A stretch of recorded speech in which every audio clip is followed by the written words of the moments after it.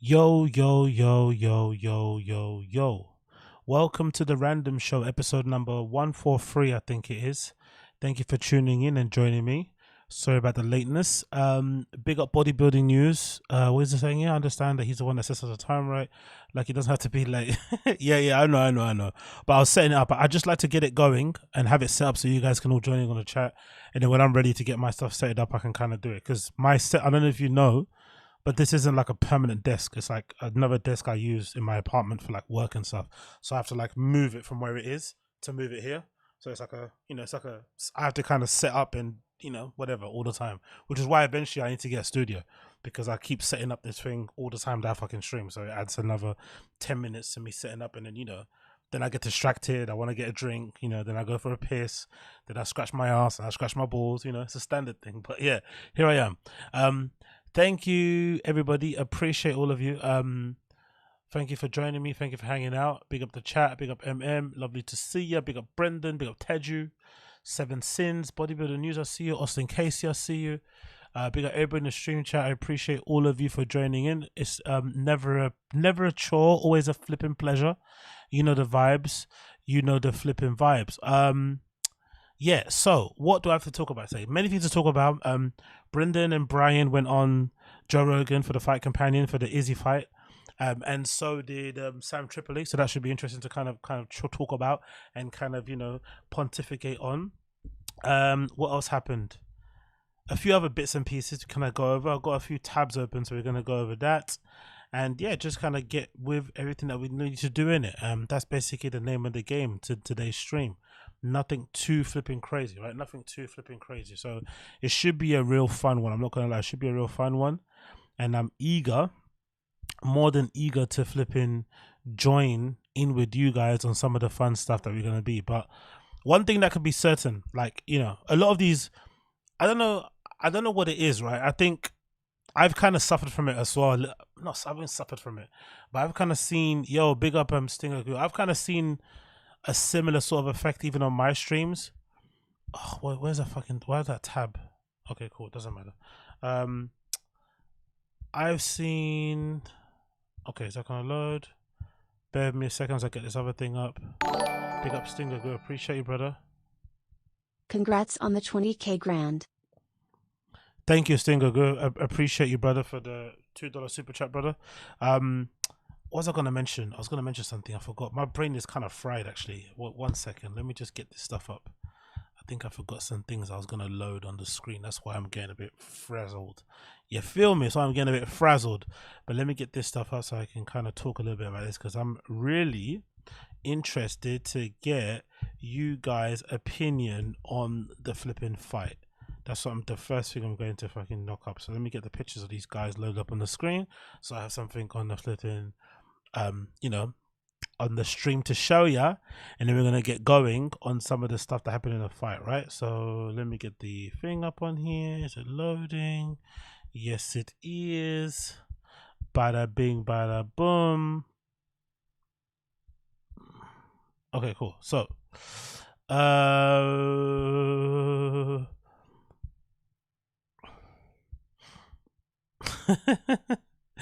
look what I did, right? I typed in Izzy Strickland on Google Images to get some images for the background, right? As I'm talking about the fight. Look what comes up on Google Images. If you type in Izzy Strickland, look what happens. There's a model called Izzy Strickland. Did you guys know that? I had no idea. There's an actual model called Izzy Strickland, I guess. And she's the absolute baddie, of course. But isn't that funny? There's a model called Izzy Strickland. She pops up when you're trying to, she's got that, she know what she's got. She's got that racially ambiguous, there's that meme that goes around that says, by the year 2050, we're all going to look a certain way. We're all going to be like mixed. We're all going to basically look like a Kinder Bueno. She kind of looks like that, innit, right? She looks like a human Kinder Bueno. But yeah, that's Izzy Strickland. So when you type in Izzy Strickland, you get that coming up on your flipping thing. Absolutely hilarious. Like in between all this madness, you get that. Anyway, let me try again. I love it. Israel Adesanya, and then Sean Strickland, right? Cool. Oh, I even spelled the fucking name wrong, didn't I? My bad. Israel. Like that. Boom. Okay, cool. So, yeah, this has to be my favorite picture. That has to be my favorite one of the whole flipping fight. Or maybe even this. No, this is the one. That's the one. Oh, why is it doing that? Stop opening windows, you piece of crap. It's this picture I want, right? This one here. There we go. There we go. There we go. There we go. There we go. Okay, cool. Copy image address and put this up on here. Boom. Is it gonna load? Yes, there we go. Okay, cool. So let's talk about it. I'm coming at this as a casual, a filthy casual. I watch a lot of UFC cards. I watch a lot of UFC cards all the way through. I think there's a lot of people that just watch the main cards. I watch the prelims. I watch everything. But one thing I don't watch is I don't watch those flipping behind the ring things that they do on the UFC channel. I don't really give a fuck about those things to hype up the fight. I don't watch any of that stuff. I hardly watch their interviews. I mostly just watch previous fights and the actual fight card. The other content around them, don't really care for it, to be completely honest. Unless it's a really interesting interview, I kind of stay away from it. Even post-match interviews, I don't really give a fuck about it too much. So I kind of always approach them really for face value, what I just see on the screen. And one thing I noticed about Sean Strickland, and I think before the fight happened, right, I was a little bit reminded, before the fight even took place, I was thinking a little bit about Dricus du Plessis versus Robert Whittaker. I think a lot of us assumed Robert Whittaker would beat Dricus du Plessis because of how like lacking in refinement, I guess, du Plessis looks when he's in the octagon.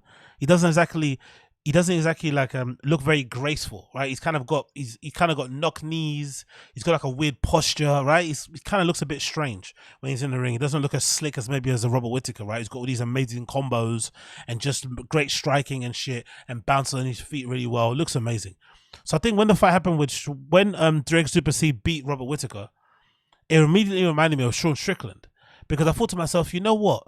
When it comes to UFC, now at this level we're at the UFC, we've got now really high level guys, like even ADESANYA is a good example, who have good enough takedown defense, who have really high level striking, that even if you're a grappler, if you try to get close to take them down, you're gonna pay. So you're gonna have to hope you have a really good chin. So the days of like, oh, if you're a really good striker but you don't have a good direct takedown defense, you're gonna die against someone that's got good striking, is gone. So I think everybody is kind of, in a weird way, operating on an equal playing field, if that makes any sense. I know this is strange to say, but I think this is what's happening. So when you have an off day, the person that you're against in the octagon, even if they have a limited skill set, if they perform to the highest of their limited skill set, they're going to beat you. That's the level we're at with the UFC now. I think so. I don't think we're in a level of UFC where if you've got good striking, but you've got not got good takedown defense, face a grappler, you're immediately going to lose. I don't think that's the case. I think if you're a good wrestler now, you have to hope that you have a good chin, because if you try and do the double leg, you try and take that person down, they might catch you as you try and take them down, and then or completely like make your marbles go a bit crazy, and then you got the flipping chicken leg, and then throughout the fight you're going to be suffering and trying to come back. So I think with this particular fight, Sean Strickland was on it, Israel Adesanya wasn't, and he paid the price. But I also think there's a part of me watching tiny bits of the flipping pre-match stuff. I think Israel took Sean Strickland for granted, like we all did. I think he came into it with a little bit too much arrogance. I think he believed he could legitimately go in there and it could be a bit of an exhibition fight. He could question mark kick him, he could spin around, he could do all the flipping matrix shit and dodging punches. I think he thought he could go in there and really show off and have a good time and nothing would happen to him. He wouldn't get touched. I think that's what he thought. And because of that, the UFC gods, they punished him. I think because of that, the UFC gods punished him. He came in with too much copy. Big up Evan Martinez. I appreciate it, brother. Favorite YouTube channel. Big up you. Thank you so much. I appreciate you for the love, man. Thank you. I think the UFC gods punished him. And the thing that's really sad about fighting in general, any combat sports, is that sometimes if you don't get the person out of the octagon or at the ring, you have to rely on the judges. And I'm thankful in this particular fight, especially with Sean Strickland's corner. His coach is fucking amazing. He had all the right things to say. He was never waffling, always gave him really clear instructions. He reminded him he needed to up the tempo. He needed to go for the kill. And I think him doing that and not allowing Sean Strickland to kind of point score to win is what eventually got him over it. Because Israel being the champion, there's no guarantee that if it would have went to points, even though we all saw the fight, like I think I would have scored the fight 4-1. I think Israel Adesanya maybe took to the second round. Maybe. Some people may even score it all the way flipping 5-0 to flipping Strickland. But I think Strickland won that fight 4 rounds to 1. Israel maybe got the second round only, right? In another world or another timeline, Sean Strickland might have took his foot off the gas, knew he's winning, and then tried to point score. But sometimes against a champion, if you do that, there's a danger that the judges will favor the champion and you won't win that fight. So I'm thankful that even though it went to decision, that Sean Strickland was rewarded for absolutely dominating the fight, you know, leaving fucking Israel Adesanya bloodied and bruised, knocking him down, which was fucking crazy to see, right? That right hand was just sweet. The way it took, it flipping spun Israel Adesanya around so much that he gave him his back, and then he started doing an amazing ground and pound. The ground and pound, even to be completely fair, that ground and pound, let's be honest, I think because of previous results and because of previous early stoppages, I think the ref was a little bit cautious not to stop it. And of course, Israel made the sign of thumbs up. But I think if Israel wasn't a champion, that fight would have got stopped a lot sooner. He's actually fortunate that he was allowed to continue that on, because there was a lot of unanswered shots that he took at the side of the octagon. And Sean Strickland was going for it, like he was laying into him as a side of the octagon. He pinned him, you know, what, bang, bang, bang. Like there was a lot of unanswered shots that he took. Maybe he blocked a few of them with his palm, but from what I saw, there was a few unanswered shots that he flipped into. Big up and Stinger Goo. Excuse me? They were 22. Izzy okay, has cool. been too active. That catches up to you. Of course, yeah. So it's all a combination of things. So first of all, always give credit to the person that won, even though Israel is the favorite and he's still going to go down as one of the best ever to do it in his weight class. We have to always give the attention to the person that won. I don't like this narrative going around nowadays where everyone's trying to make excuses for Israel and say he's tired, say the UFC are, you know, are doing too much with him, blah, blah, blah. He's too active. Okay, cool. That could be right. But in this moment, let's give Sean Strickland all the praise, because for his limited skill set, for how ordinary he looks against who is it, Gerard fucking Cannonier, who isn't the greatest himself, right? He's obviously top 10, top 5, but he's never going to be a champion. He looked really horrible against Gerard Cannonier. He lost against Alex Pereira. All those fights, you kind of didn't see him personally as, you know, you didn't see him as championship level of an opponent. But the fact that he learned from the Alex Pereira fight and was able to apply that into this fight is amazing. And just again, like I said, limited skill set, but he used it to its top potential. And he went into that ring, or went to an octagon, sorry, and completely limited Israel Adesanya's ability to dictate that fight. He had Israel backing up to the octagon the entire time. He didn't allow Israel to flipping chop at his calves and take away his flipping movement. He didn't really sustain any big hits or punches, no big looping right hands. He didn't buy into the possum stuff. He jabbed his fucking face off, right? It was a complete and utter domination. And it's really scary because Sean Strickland looks like he's got cardio for days. Like I've never actually seen that before from him. Like his ability to just keep on keeping. He didn't look tired one bit. And there was bits in the round which I think it's all like mind play, which is fucking, I love the bits of mind play. In between the rounds, if you saw it, he refused to sit down, and then he would purposely get his coaches, even though they're saying good things to him, he's like, tell him to fuck off, and he'd be like glaring at fucking Israel. He would be glaring at him, just standing there, waiting for, like, glaring at him. And Israel had his hand on the octagon. He's confused. He's talking to his coach, like, I can't get him. Like, he's obviously looking bewildered. And Sean's giving him the glare, like, come on, let's go. Let's go, let's go, let's go. All of that was mental that he did to him, really got into his head, I think, because obviously Israel is not a dumb guy. He could tell the fight wasn't going for him.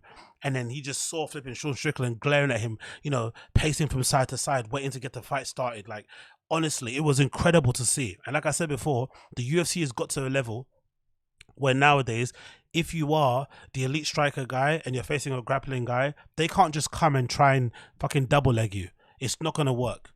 You have to be able to do the maximum you have to do and hope the person has an off day or catch them when they make a mistake. But the days are just, oh, this guy's a striker, I'm just going to do this. No, it doesn't work that way. And if you have an off day now in the top levels of the UFC, you're going to get punished. You are utterly going to get punished. And it's really amazing to see that.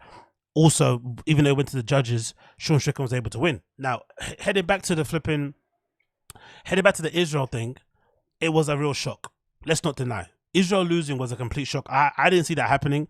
I think maybe in the back of my mind, I thought, okay, Israel might lose because of a decision, but I never ever thought he would lose because he got absolutely bullied the entire fight. Like, again, if he wasn't champion, it probably would have got stopped when he got knocked down because there's a lot of unanswered shots. But there is a question to be had about how flat he looked. Like, let's call a spade a spade. He didn't look like he was, like, he kind of looked like he reminded me a little bit of Tyron Woodley towards the end. I'm not too sure. Hopefully that's not happening. But you remember Tyron Woodley kind of looked like he lost that ability to like turn it on, to go for broke. Like he always kind of looked very hesitant.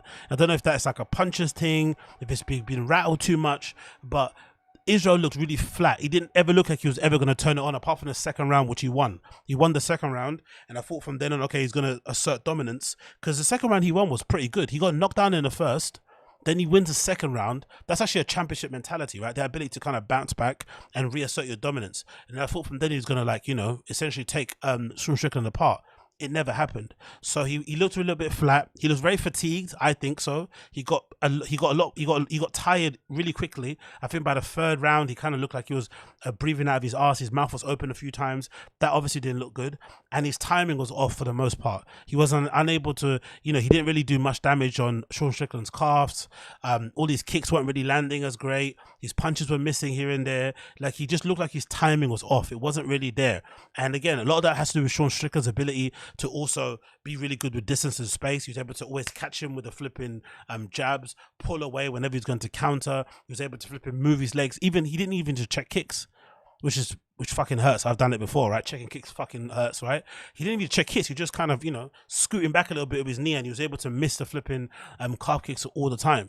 And you know how he left the octagon, his comments afterwards. There's a part of me that thinks Adesanya's maybe just before that level of Usman and before that level of Woodley, where maybe he's just, because I think I remember who I remember hearing him say that. Someone said it about being champion is really exhausting. Like the media obligations, knowing that all of these hungry lions are behind you, trying to flip and take your belt, take your head off from your shoulders. The fact that if you're a champion, you know everyone's coming after you, so you can't really have an off there. You have to train like you are a contender all the time. It gets a bit tiring. And Izzy's been fighting for a long time, right? Even before he got into the UFC. So maybe there's a part of him that's just like, you know what? He might be happy that he lost the belt. You know? It's weird to say this, but he didn't look, you know, he didn't have the snarl that he had after Alex Pereira, because Alex Pereira one was obviously a personal fight because of how many times he's beaten him in obviously kickboxing. So he took that personally and he came back and got that W. But he didn't look as upset as I thought he would looked, you know? He didn't look that way. He kind of looked a little bit relieved, if that makes sense. Maybe I'm reading too much into it, but he looks a little bit relieved. Okay, fucking, I can have a bit of a break now. I can kind of go back to just being a regular UFC fighter on a roster. So that might be a case. So is there a possibility he might retire? Is there? I don't know. It sounds wild, but he didn't sound like he was that bothered, really, to be fair. Maybe it was a kidology, but I'm not too sure. Again, very, very enjoyable fight. Very, very enjoyable. And in my opinion, that's what makes the UFC such a great sport. In one sense, I hate the fact that Dana White doesn't pay these guys well. And that even the champions, you know, they don't get paid enough, in my personal opinion. So they basically have to fight more often than any other combat sports organization, because that's the only way they make money. Cool. But one of the things that it does do, it does allow you to see the best of the best fighting more often than not. And you get to see them doing it at their quote unquote peaks. So there's no, like, you know, there's no Manny Pacquiao, Floyd Mayweather debate of like, oh, it happened too late, it should have happened before. No. You get to see them fight when they should fight. But also what I love is that every single year the sport's evolving. It's evolving now to the point where the flipping top level guys, doesn't matter if you're a grappler, if you're a striker, you have to be on your A game when you step into octagon, because there's no guarantee because you're a black belt in jiu-jitsu, you're going to choke this person out. No, you've got to fucking get them down first. You've got to take their back first. And before doing all that, you're going to leave yourself open to a submission, to a flipping ground and pound, to whatever. I love all of that stuff is going now. It's really, really evolving. And I also like the fact that these guys are learning so quickly. Like Sean Strickland kind of looked limited. He goes to train with Alex Pereira, does some other training too, and then he comes back and looks like a completely different fighter. I love the fact that they're all, like, you know, they're all learning so fast. It just shows the flipping IQ these guys have when they step into that octagon. It's just, beautiful to watch. I'm really not gonna lie. So I really did enjoy that. I really also did enjoy Dana White's face. He wasn't happy that Sean Strickland won. He's obviously not gonna be good for business. He's way too outspoken, way too kooky. So they're definitely gonna throw him to the wolves. If he doesn't face Israel straight away for a fucking rematch, it'll be Alex Pereira. It'll be somebody else. Like, it'll be a fucking savage, right? He's not gonna let him rest on that fucking. He's not gonna let him rest with that belt for a long time. I get the feeling that he would like somebody else to be a champion of that division, because you know, it's gonna be less controversial. But yeah, all of that I enjoyed, all really good, and yeah, just an enjoyable fight. Very shocking end result, but again, all credit goes back to Sean Strickland for being a fucking immense fighter, and for using what he has to absolutely dominate that fight, because he was making me tired watching him. I was like, fucking hell, give Israel some time. He just kept backing him up to the cage, pop, pop, jab, jab, right cross, backing him up to the cage. Like, it's just like, fuck, he gave him no space, and he didn't look tired. His face was fucking, look at his face, nothing wrong with him whatsoever. Like, absolute animal, man. And at the end of the round, he was shouting at him. It almost felt primal, right? Like, at the end, come on then. I was like beating my chest, you know what I mean? Even though I should be fucking, you know, cheering on my African brother, I was cheering for fucking Sean by the end, because he was like, come on. You can see it, man. I was like, it gives me goosebumps when I'm thinking about it. It was just such a fun fight, man. Such a good card. I really did fucking enjoy it. So big up Sean Strickland. Shout out to you. Hope you're having a good time. Also funny to find out he's got a girlfriend. I didn't know he had a girlfriend. Did you guys know he had a girlfriend? He hit her pretty well, didn't he? What's Eddie saying? What if Izzy and Alex fight again at 205 for the vacant belt? Yeah, that could be true. I don't think Izzy would want that, though. After going through that with fucking Sean Strickland, going to fight Alex Pereira again is not something that I would want to do if I was him, to be fair. Severe Design. Zinga doing MMA reviews now. What is this? Food Truck Diaries? No. You guys are cunts, I swear to God. I can't do anything around here. I can't live my life, man. You guys are fucking haters, man. You're haters. You guys are haters, B. Cheeto fingers haters. You guys don't let me live. What is this? Food Truck Diaries. It's so rude, man. You don't, like, come on, bro. Give me a chance, you know? Give me a fucking chance.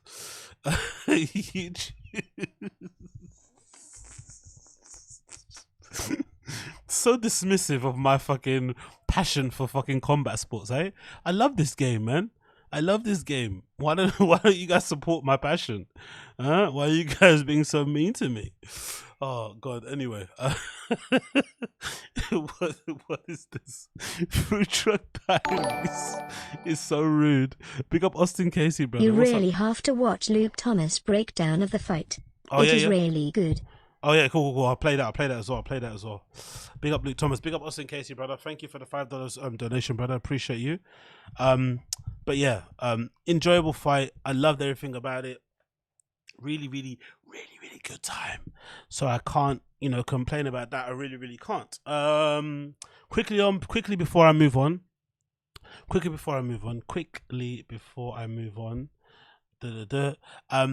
up everybody in the stream chat.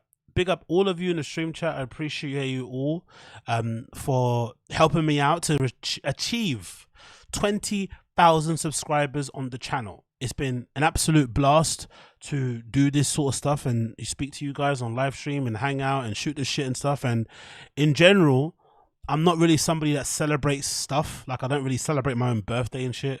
I kind of just do it randomly here and there on the stream. But I don't really celebrate that shit in real life. I don't really like talking about the stuff that I've done. I feel that's a bit GAY and like I'm sucking myself up and stuff, which is a bit weird. Big up Pink Pauls. Appreciate you for being a member, brother. Boom.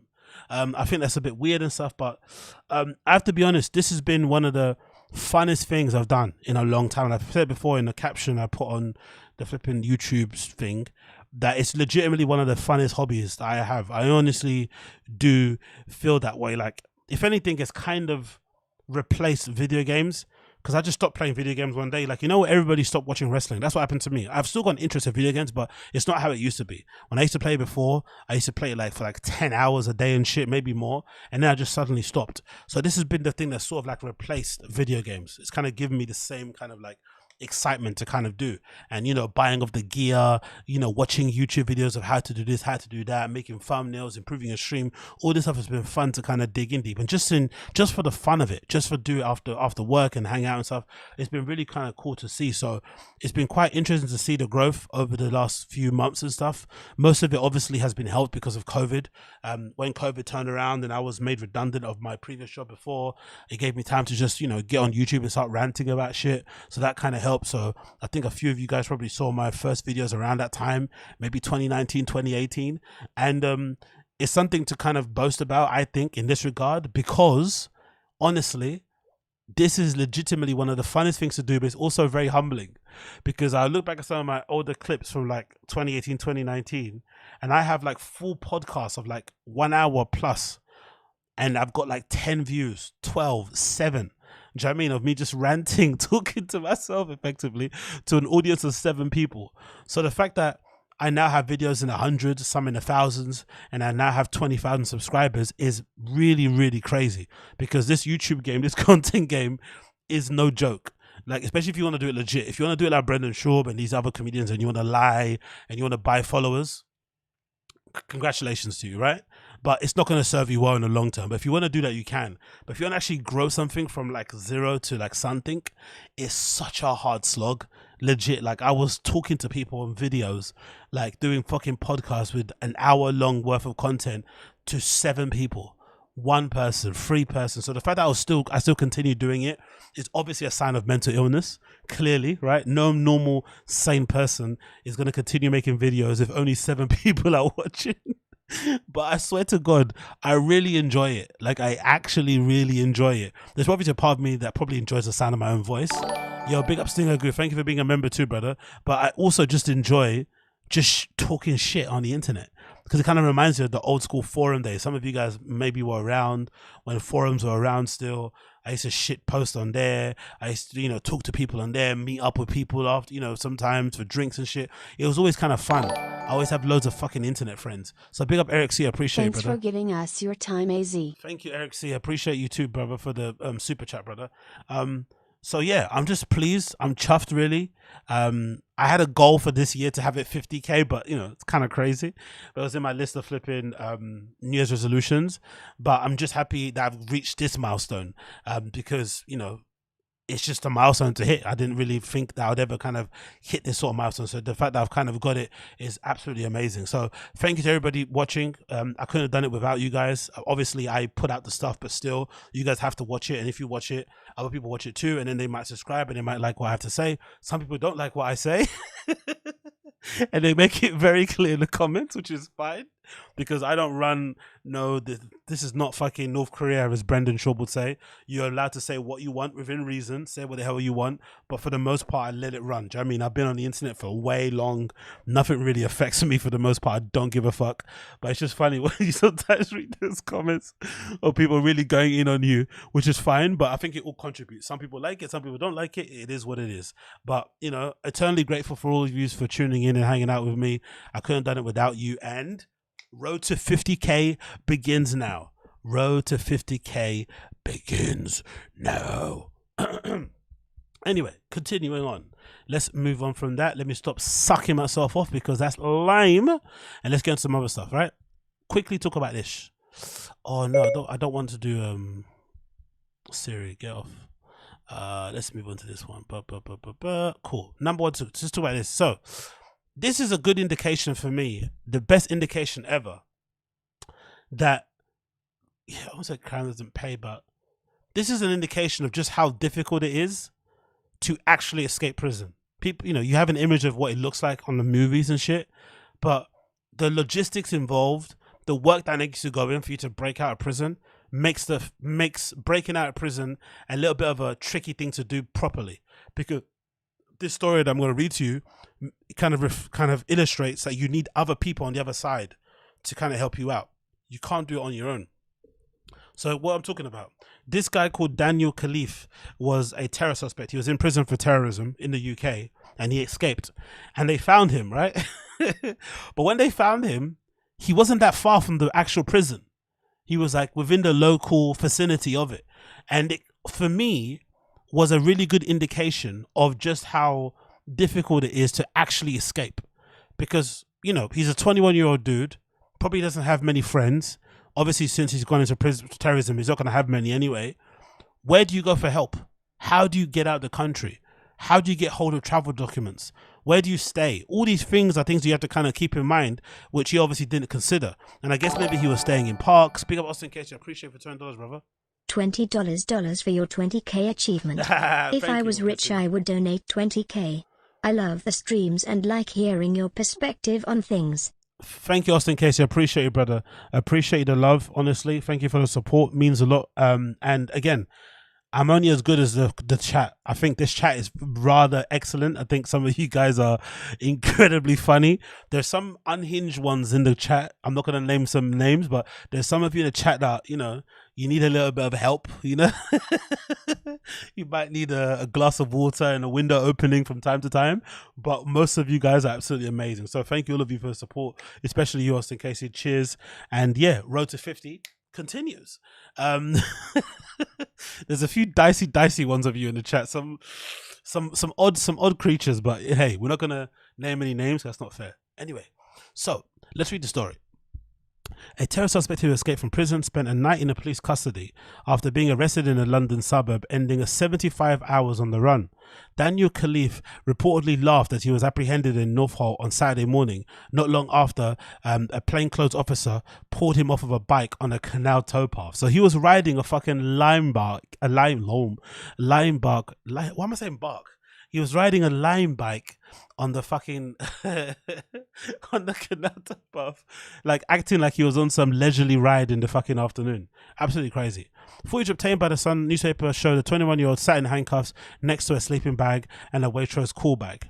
So he was outside sleeping rough. The former soldier went missing from HMP Wandsworth on Wednesday and had been spotted walking towards Wandsworth town centre in the same day. Police had further confirmed sightings of him in Chiswick on Friday. Detectives have also scoured Richmond Park, which is not far from the Category B prison, and have performed an intelligence-led search at the residential premises. According to Metropolitan Police, he was been arrested on suspicion of being unlawfully at large and being escaped prisoner.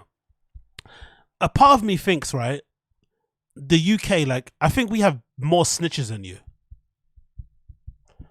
Like, I think a lot of you guys, I think if somebody escaped prison and you saw them, I don't think a lot of you guys would like be calling. Obviously there's some Karens, but I don't think you guys will be calling as much as we do. We've got a lot of window twitchers in our country.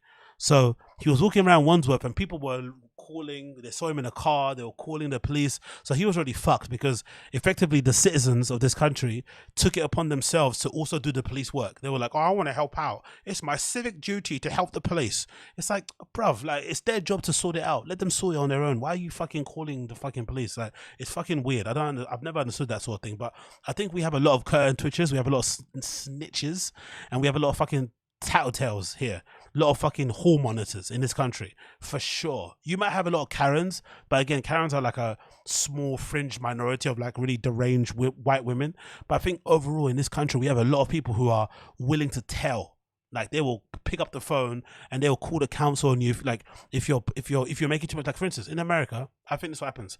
I think in America, you guys have a thing where if I was in my house playing music and the neighbor didn't, and it was too loud, I think a neighbor would come and bang on my door and tell me to shut the fuck up, right? Lower the music. But in the UK, they wouldn't do that. They'll just call the council, and then the council would come around and maybe hit you with a fine or something. They won't even give you the courtesy of telling you, like giving you a knock or leaving you a note. They'll just go straight to the authorities. That's the difference, you know? Like, you guys might like more of a confrontation with the person. We would just go straight to the authorities. That's the thing that we do in the UK. We love going to the authorities. That's why we had this show called Crime Watch, right?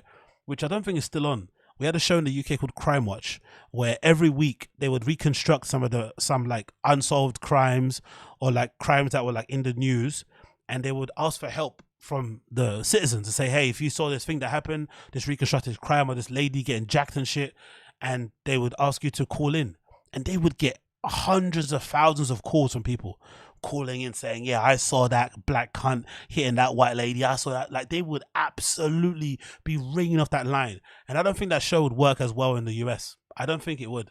There would be a big type, unless obviously you guys, because you guys offer rewards. We don't really have a lot of cash rewards here.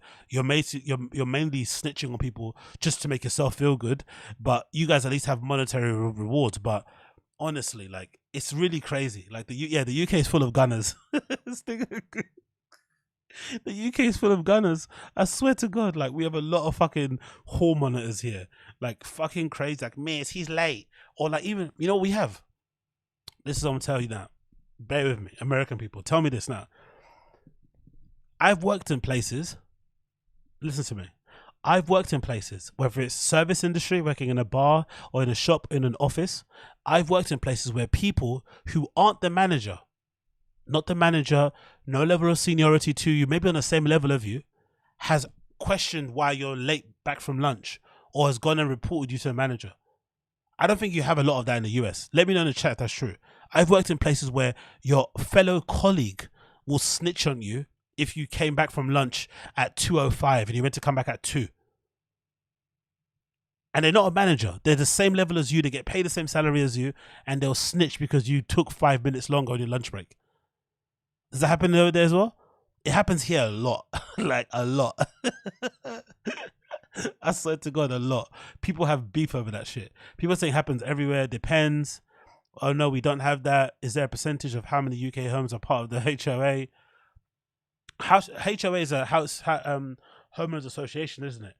I don't think it actually works. That's the thing. It's interesting about the UK. It doesn't work that way because we have like council houses and obviously people with private tenants. But if you want to report something, you can report it to your local council, and then they will be the ones who come down and basically enforce the fine and shit. It's not really a homeowners association. It's sort of like a council, like a state sort of thing. Like every borough has, it's like a borough basically, a borough, and then they've got a person at the borough that you can speak to for housing complaints, and then they will come and basically deal with those things. Obviously, when it comes to maintenance of your building, if it's owned privately, you'd go to whoever owns that building, and then they will sort it. But if you have a complaint about noise or like pollution or rubbish or antisocial behavior, you usually go to the council. And there's a hotline too. There's like a hotline that you call. That's even more crazy. Anyway, moving on. Commander Dominic Murphy describes the search of Khalife as an extremely complicated and said the officers did well to capture the resourceful prisoner within 75 hours. Mr. Murphy said the public had been... See, look at that. See what I told you about our fucking snitching?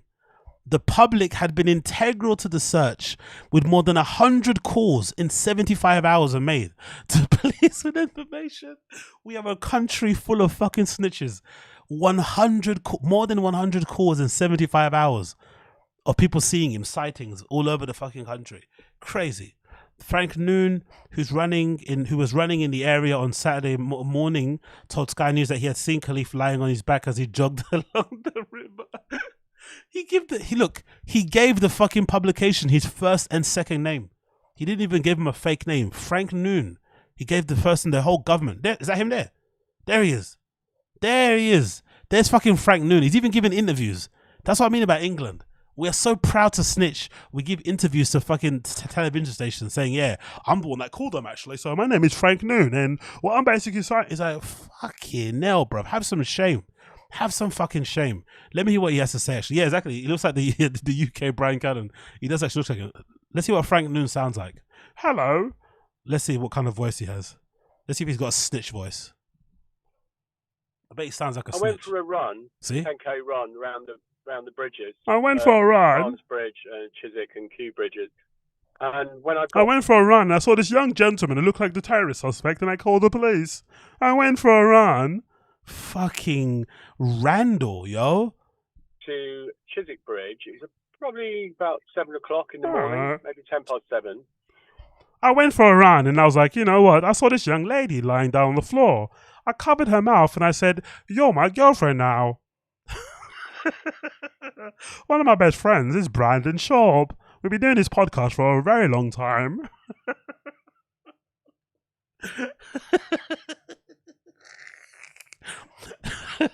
I used to live in Afghanistan.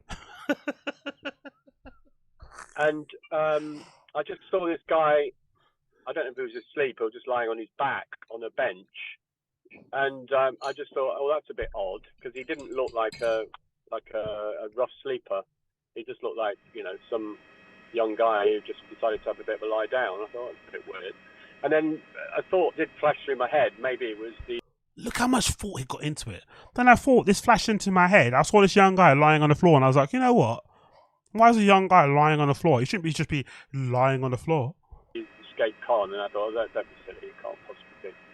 And then it was only when I saw him 3 hours later, and he was wearing the same clothes and everything, and I thought, oh, that's the same guy. That's weird. Absolute snitch. Anyway, it continues. Khalife was working in a prison kitchen and was wearing cook's uniform when he disappeared. He's believed to have held onto the straps of the underside of a truck to make his escape. Yo, he's got good core strength, innit? That's why he's so jacked, innit? He held on to the bottom of a truck as it left. Yeah, you got to be quite a fit dude to do that. Fucking hell. Prime Minister Rishi Sunak said he was very pleased with Khalife. To be honest, the kid kind of looks like he might be his son. That's hilarious. The police have offered a reward of $220,000 for information leading up to it. It's unclear whether the inmate will be returned to Wandsworth or housed somewhere else. Khalife is a former member of the Royal Signals who was based in Beacon Barracks in Stafford. He was on remand awaiting trial, accused of leaving fake bombs at military bases under the Terrorism Act, and another under the Official Secrets Act, which allegedly committed an act of perjury and safety of interest of the state. He sounds like a YouTube pranker to me. Are they sure he's a terrorist? He sounds like a YouTube pranker. He sounds like a Gideon or something. It might just be a prank. It might just be a prank. Why are they arresting him when he's just doing a little prank? He's just trying to get his subscribers up. He's trying to get a YouTube plaque. He's trying to get his views up. It's just a fake bomb, man. It's a fake bomb. It's a prank. It's a fake bomb. What you put me in prison for? It's a fake fucking bomb, bro. It's a prank. It's a prank. It's a fake bomb. It's a fake bomb. He was discharged from the army in May and appeared in the Old Bailey via video link in July, denying charge against him. I don't know. You can't arrest me and label me a terrorist because I'm planting fake bombs outside of your fucking army base. What about if I'm just filming a skit for TikTok? Hey? It's just a skit for TikTok. Have you not used the app? It's really popular. I want to get my numbers up. Come on, guys. It's just a prank. Don't be so uptight. Nobody died. Maybe next time. But yeah, oh, what an absolute crazy story. But he's gone now. He is gone now. So moving on from that one. Let's talk about this, because this to me is pretty surprising because it never usually happens like this. So, as most of you are aware, Danny Masterson has been sentenced to 30 years to life in prison after rape conviction. I can't remember the last time I heard of a high double-digit sentence in years for rape in general, let alone 30 years to life. I can't remember the last time. So whatever he was accused of, he must have did that shit, and the evidence must have been very compelling for him to get 30 years to life. That is wild, right? I've never heard of that in my life. And it's interesting too when you think about the stuff happening with BRYAN CALLEN. And I've always said before on a podcast, like, he got accused of what he got accused of. He may be innocent and stuff, but I think sometimes the attitude these guys have, or the dismissive nature which they kind of treat the allegations, is really annoying. And also the fact that they've been able to kind of pick their lives up, from where it started, from before, like nothing has happened. They should be thankful, because it could have gone really badly.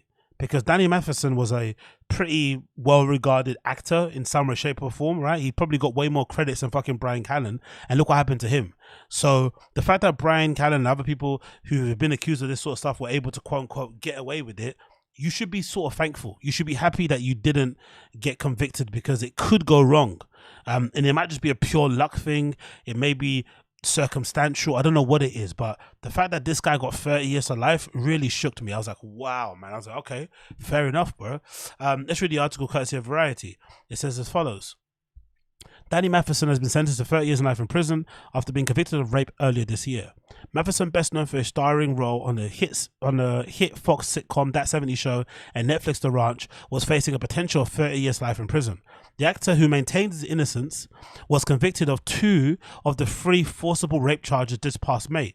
Masterson was accused of raping 3 women in his Hollywood Hills home between 2001 and 2003, which was during the time that he was on the That 70s Show. The jury convicted him of raping 2 women in 2003, but also could not reach a verdict on allegation from November 2001 involving a former girlfriend, though jurors voted in favor of a conviction. At the sentencing, the 3 women in the case told the judge that Matheson's crimes had ruined their lives and asked the judge to give Matheson life behind bars. Jane Doe 1 called the actor a true coward and a heartless monster. Jane Doe 2 called Matheson across the courtroom, "I still have to contend with what you did to me that night." She spoke to him directly. Fuck. That takes a life's worth of therapy to repair. Every time I think I'm okay, that rape comes back to me. Jane Doe 3 told the judge that she has been diagnosed with PTSD. Fucking hell, bro. They sound a lot like Crystalia victims as well, innit? Matheson, who was dressed in a suit and had slicked back hair with a full-on beard, did not speak at his sentencing. Many of Matheson's Hollywood family members were in court on Thursday to support him. His wife and actor and model Bijou Phillips was crying in the courtroom. His siblings, the Waking Dead actor Alana Matheson and Malcolm in the Middle star Christopher Matheson and actor Jordan Matheson, were all seated in the courtroom together. Imagine putting your whole family through that when you know what you did. The wife is a funny one. If you Google the wife, it's a really dark story. If I'm not mistaken, her younger sister was raped by their dad, but this woman has a really close relationship with the dad. The sister confesses what happened to her to the other sister. The sister doesn't believe her and thinks she's trying to drive a wedge between her and the dad because they have a better relationship, which then leads all of them to falling out. And then, of course, she ends up getting with somebody that does rape. Do you know what I mean? Look, imagine that bad luck. Your dad's a fucking pedo and a fucking, horrible dude. And then you then go and marry someone that does that. I wonder if there's something to be said about people that suffer that sort of stuff, like finding those type of people. Like, because it's weird, isn't it? The coincidence that she would be in a family with that sort of madness and then end up with somebody who's a legit rapist. It's pretty wild. But I Googled her one time, I think after I saw the news on Twitter and stuff. I was curious to see, like, how is this woman, like, standing next to this guy and holding his hand to court, which happens often, to be honest. It's one of the things that's really perplexed me during this time of watching all this stuff around Crystalia and Bryan Callen and stuff. It's always kind of confused me as to why women seem to be okay with being with guys that have those allegations. For some reason, I would have thought in my simple boy brain, if a woman is with a guy who's been accused of touching kids or rape, those would be immediate red flags to, like, end the relationship, because you have no certainty in that person won't do that to you or also harm your own children. And women obviously care about children and they care about being safe. So you'd imagine those two things would be two things that women wouldn't stand for. But there's a lot of rapists, whether they're convicted or not, who have marriages, who have families again, and their women are more than okay or don't want to pay attention to it or don't believe it. It always surprised me that you don't really see a lot of guys who have been accused of that stuff dying alone. Do you know what I mean? They usually have second families, maybe they lie, I don't know. I really don't know. It's really interesting just thing to kind of analyze, but obviously if you try to analyze it, people think you're trying to victim blame or put the blame on the women. It's not really. It's just more so a fascination for me, more so in why they're drawn to people like that. Because you'd think that'd be a red flag, isn't it? Really, it's like finding out somebody steals and they're your friend. You'd be a bit cautious about having stuff that you have around them, isn't it? Because they might steal. But I don't know. Who knows? It continues. Mr. Matheson, you are not the victim here. Your actions 20 years ago took away another person's voice and choice. Your actions 20 years ago were criminal, and that is why you're here, says Judge Carleen Olmedo. As she sentenced Matheson on Thursday in a downtown Los Angeles courtroom. The judge sentenced Matheson to 15 years to life on each of the 2 charges, ordering Matheson to serve both sentences consecutively. The trial ended with a conviction in May 2023, marked Matheson's second trial for the same charges. The first trial ended in November 2022 with a hung jury, but the judge opted to retry the case in front of a new set of jurors. The main difference being the 2 trials related to the allegations of drugging. In the first trial, the women testified that they felt weak or woozy. Wow, the same thing that we saw in that in actually the Crystalia character he played in You. Doesn't he spike the girl's drink with, like, I don't know, whatever he puts in it, GHB, ketamine, whatever. They felt weak and woozy, had little memory after taking a drink prepared by Matteson. But the prosecution did not outright say Matheson had drugged the women. In a retrial, prosecutors argued that Matheson had in fact drugged the women. Both trials shined a light on the Church of Scientology, and the verdict marked a stunning downfall for one of Scientology's most prominent celebrities. Matheson is a lifelong member, and all three victims were Scientologists at the time of their assaults, but have since left the church. At the sentencing, Leah Remini, a former Scientologist, was seated in front row of the gallery to support the women. After Madison was sentenced, Rimini released a statement on social media, largely about Scientology. Sitting in the court today with the women who survived Danny Matheson's predation was a surreal experience. I'm relieved that this dangerous rapist will be off the streets and unable to violently assault and rape women with the help of Scientology, a multi-billion-dollar criminal organization with tax-exempt status. Whoa, Leah Remini going for the next. The three Jane Does, both sentencing and in testimony that the church dissuaded them from reporting Matheson to the police. Prosecutors argued throughout the trial that Matheson had taken advantage of the position in the church to rape women without fear of repercussions, and that the church forbade women from going to the police to report sexual assaults. Imagine having a church where they forbid you for reporting sexual assault. That would be the biggest red flag not to join that church, right? They'd be like, oh, by the way, before you join, just read rule number 10 there. Yeah, if you do get raped, you're not allowed to report it. So, excuse me? If somebody touches your breast uninvited, you can't actually say anything. If somebody tries to kiss you, you can't say nothing. If somebody tries to finger you, you can't say nothing. If someone tries to stroke your bum, you can't say nothing. Is that okay? Okay, sign here. Or hold these electrified rods. Let's go. Like what? Jane Doe 2 told the judge on Thursday that she had been brainwashed member of Scientology at the time of her assault, and alleged that the church had made concerted effort to cover up Matheson's behavior. Since coming forward to allegations, she claims that she has had my privacy invaded almost on a daily basis by the cult on Scientology. So they probably did that thing where they follow you around with people and stuff, right, to kind of dissuade you from doing more stuff. Anyway, long story short, surprised he got 30 years. It was really kind of caught me out of the blue, especially considering the amount of people that I've kind of covered on this sort of stream who do these sort of things, who kind of effectively get away with it and have to sit down for a bit and miss out on their podcast money, but then come back like nothing happened, and then act entitled that they should have their entire career back when they obviously done something completely heinous that most people want to be associated with. So it's kind of crazy to see somebody get actually convicted for something like this. So, you know, most likely this guy is guilty. Bury him under the prison. 30 years is probably not long enough, and good fucking riddance, isn't it? Good fucking riddance.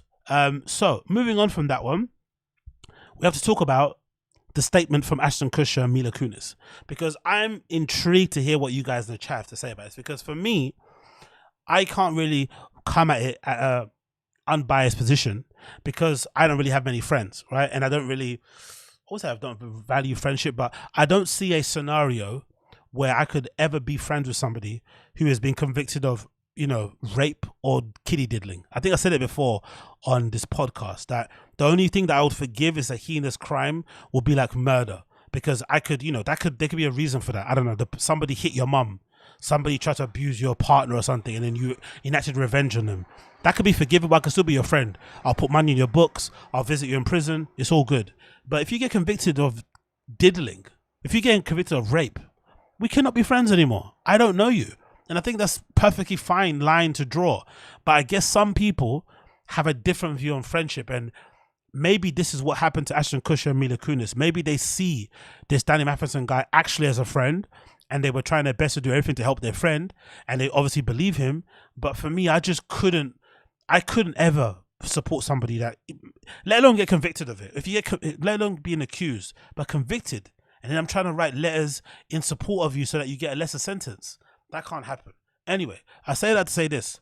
This is courtesy of the journalist called Megan Khalife, who was at the center of all the stuff going on with Megan Thee Stallion and was kind of advocating mostly for Tory Lanez to go in jail, which is odd. But hey, she was able to get a hold of the statements or testimonies that ASHTON KUTCHER and his wife MILA KUNIS wrote in support of Danny Matheson when he was obviously about to get sentenced in court for what he did. So let's read some of them, because for me, I cannot imagine ever doing this for anybody that gets convicted of fucking rape. It's absolutely insane.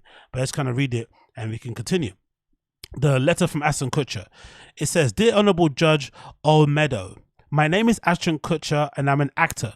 You know what this kind of sounds like when it starts? It sounds like the letters that you write to go to college. What are they called again? Something. It's called like a statement. You write these letters to kind of like convince the college that you should be accepted in. It kind of starts like that, right? My name is Agostinho, and I want to be a. You know, it kind of sounds like those really infantile things. Anyway, no, yeah, personal statement. That's it, Uche. Personal statement. It sounds like a personal statement. Like, my name is Ashton Kutcher, and I'm an actor, investor, philanthropist, and most importantly, a father.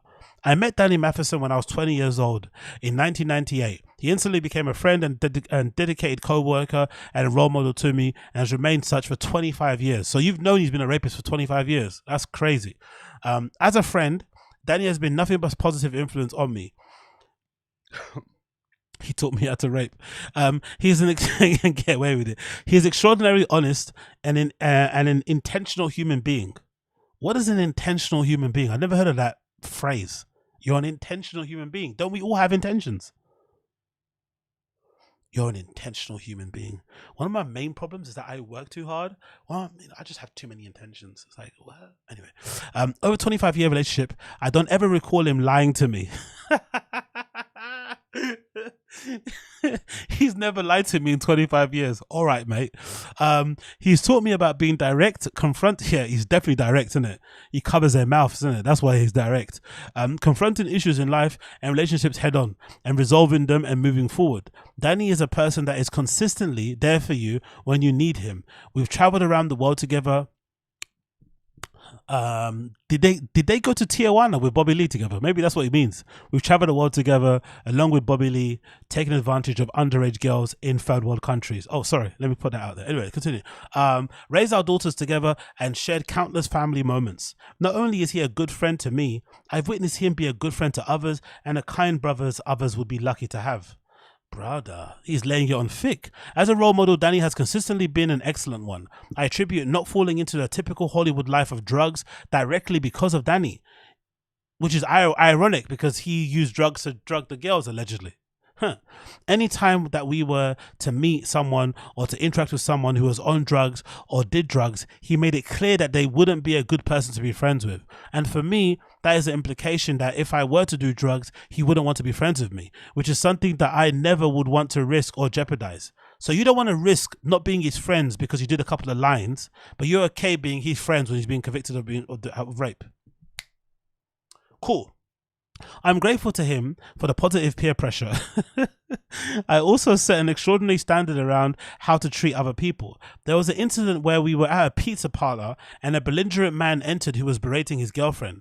We had never met or seen this person before, but Danny was the first person to jump on that guy's back, strangle him until he turned blue, and beat his face into the ground until it turned to a mashed potato. No, I'm just joking. It was an incident that he didn't have to get involved in, but proactively chose to because of the way this man was behaving that night. He was always treated people with decency, equality and generosity. After 9/11, no way this guy mentioned 9/11. 9/11. What, was he a firefighter or something? No, Ashton Kutcher. 9/11. What are you doing, Ashton? He was treating people with decency. After 9/11, Danny was a huge advocate to support the firefighters affected by the event, rallying his friends and co-workers to pitch in however they could. Danny had his daughter a year before I had mine. He set a standard of being hands-on dad, and we have spent countless hours together with our kids, and he is among a few people that I would trust alone with my son and daughter. Oh my God, he's getting his innocent kids involved in this nonsense, man. Beast of a dad. He's also a dedicated and loyal husband and an unwavering commitment to his wife. Well, when you rape women, can you really say you're loyal? I guess you can because they technically didn't want it, so, you know, does it count? I don't know, but anyway, we have spent hundreds of hours working together. Danny takes his job seriously. He's kind, courteous, and hardworking. He treated people or everyone from the grips to the teamsters, to the actors, to the cafeterias, as equals. Aren't you meant to do that? Why is that seen as like a virtue? Oh, he treats everybody really nicely. What are you meant to do? come in like a fucking tyrant and tell the caterers to make you a fucking cheese and ham sandwich ASAP. You're meant to be nice to everybody, you know? He showed up on time. Ooh. All the time. And was always pulled his weight. He did his job and he was nice to people. Cool. We also traveled around the world together promoting our work. I can honestly say that no matter where we were, who we were with, I never saw my friend be anything other than a guy I have described. Okay, cool. So you saw the statement from Ashton Kutcher. There's also a statement here from Mila Kunis we can quickly read, and then we'll go into the video. The Mila Kunis statement here. She's a baddie as well, by the way. She's a fucking piece, as Chris Stefano would say. So it's kind of crazy to hear her say this sort of stuff, but it makes sense. I'm writing this character letter on behalf of my dear friend, Danny Matheson, with whom I've had the privilege of fucking a few times. Of sharing a significant part of my life. My name is Mila Kunis and I'm an actress, and I believe it is essential to share the remarkable influence Danny has had on my life and the life of others. I first met Danny during our time working together on That 70s Show. From the very first beginning, I could sense he was an innate goodness and the genuine nature throughout our time together. Innate goodness, you know, that's a definitely LA language. Innate goodness. Have you ever met somebody and felt like they had innate goodness? Innate goodness. You don't know if he's hitting his wife at home, kicking his dog. Like, you have no idea. Innate goodness. Aren't you a celebrity? Anyway, whatever. Danny has proven to be an amazing friend, confidant, and above all, an outstanding older brother figure to me. His caring nature and ability to offer guidance have all been instrumental in the growth, and both personally and professionally. One of the most remarkable aspects of Danny's character is his unwavering commitment to discouraging the use of drugs. Why do they keep mentioning the drugs thing? Is that such a big deal in Hollywood? So is everybody got a baggie on them? Is that what they're basically trying to say? Everybody in Hollywood has a little pill bottle and a baggie of coke, of ket, of meth, of molly, and they always have some pills. I guess that's what basically they're trying to say, because they both mentioned the drugs thing. Oh my god, he doesn't do drugs, guys. Like, they're all like wanking over this shit. It's like, how do you guys make your movies then? Are you all on drugs making movies? Like how do you go through rehearsals and sit on set all day? Like, I've done a bit of extra work and it's fucking brutal. I can't imagine what it's like actually being a star. You sit around for fucking hours filming for like an hour out of the fucking 10 hours that you're there. It's horrendous, man. You have to be in fucking the gear all the time with your wig on and the makeup and the outfit. It's awful. Anyway, it continues. His dedication to avoiding the so Danny's played a pivotal role in the guidance away from destructive path. No, sorry. One of the most remarkable aspects of Danny's character is his unwavering commitment to discouraging use of drugs. His influence on me in this regard has been invaluable. In an industry where the pressures and the temptations of substance abuse can be overwhelming. So there's just coke everywhere. There's ket everywhere. There's pills everywhere. There's meth everywhere. There's crack everywhere. That's what basically he's trying to say. Danny played a pivotal role in guiding me away from it. His dedication to avoiding all the substances has inspired not only me, but countless others in our circle. Danny's steadfastness in promoting a drug-free lifestyle has been a guiding light in my journey through the entertainment world and has helped me prioritize my well-being and focus on making responsible choices. His genuine concern for those around him and his commitment to leading by example make him an outstanding role model and a friend. Danny's role as a husband and father to his daughter has been nothing short of extraordinary. Witnessing his interaction with his daughter has been heartwarming and enlightening. He prioritizes his family, education, happiness above all else, demonstrating his unwavering commitment to being a loving and responsible parent. As a father, he leads an example, instilling in her value. So as a father, he leads by example, instilling in her values that reflect integrity, compassion, and respect for others. Moreover, Danny has consistently displayed a profound sense of responsibility and care for those around him. He demonstrates a grace and empathy in situations, be it within the entertainment industry or within personal in his lives. His steady support and understanding of the presence of the Matherson's warmth and humor and positive outlook on life have been driving force in shaping my character, the way that I approach my life challenges. His unwavering commitment to being an exceptional older brother figure to me has had a transformative impact on my life, instilling in me the sense of self-belief and encouraging me to aim for greatness, but all the while maintaining a sense of humility. So the thing you have to keep in mind is that this was written in order to lessen his sentence. He's already been found guilty, Most likely these guys were already in court. They maybe had access to some of the information or the evidence presented, but they had a really good grasp of what he's been accused of and the severity of it. And they still wrote this letter at their level. Like, I don't know why they needed that smoke on their name. It's really odd, but hey, we continue. Then obviously everybody reacts to it, gets really upset and mad, basically hounds them out, calls them freaks and shit. And I guess they responded and they had to put out an apology. But the apology might be one of the best apologies I've ever seen, because you can genuinely see that they don't actually give a fuck. They don't actually care, which I don't know how to say. It's kind of refreshing, like they knew what they were doing. They wanted to support their friend. They didn't care about the allegations. They most likely don't believe the allegations. They believe their friend, and they wanted to support him. So it was kind of refreshing to see them look like they just woke up or like they just fucked or something, and they're going through the motions. So it feels like to me, they writ that letter knowing it was going to get leaked, because probably it's public record or whatever it may be. They knew it was going to get out there, and they were prepared to then do the whole apology thing and pretend like they're sorry. That's what it kind of feels like. They did it, they did it knowing full well what would kind of transpire after the fact, and just going through the motions of kind of going. And then I'll obviously give my opinion on the other side, but it's an interesting perspective to see on this, like supporting your friend regardless. So let's play them apologizing for the letter that they wrote in support of Danny Matheson. We are aware of the pain that has been caused by the character letters that we wrote on behalf of Danny Masterson. We support victims. We have done this historically through our work and will continue to do so in the future. A couple months ago, Danny's family reached out to us and they asked us to write character letters to represent the person that we knew for 25 years so that the judge could take that into full consideration relative to the sentencing. The letters were not written to question the legitimacy of the judicial system or the validity of the jury's ruling. They were intended for the judge to read and not to undermine the testimony of the victims or re-traumatize them in any way. We would never want to do that. And we're sorry if that has taken place. Our heart goes out to every single person who's ever been a victim of sexual assault, sexual abuse, or rape.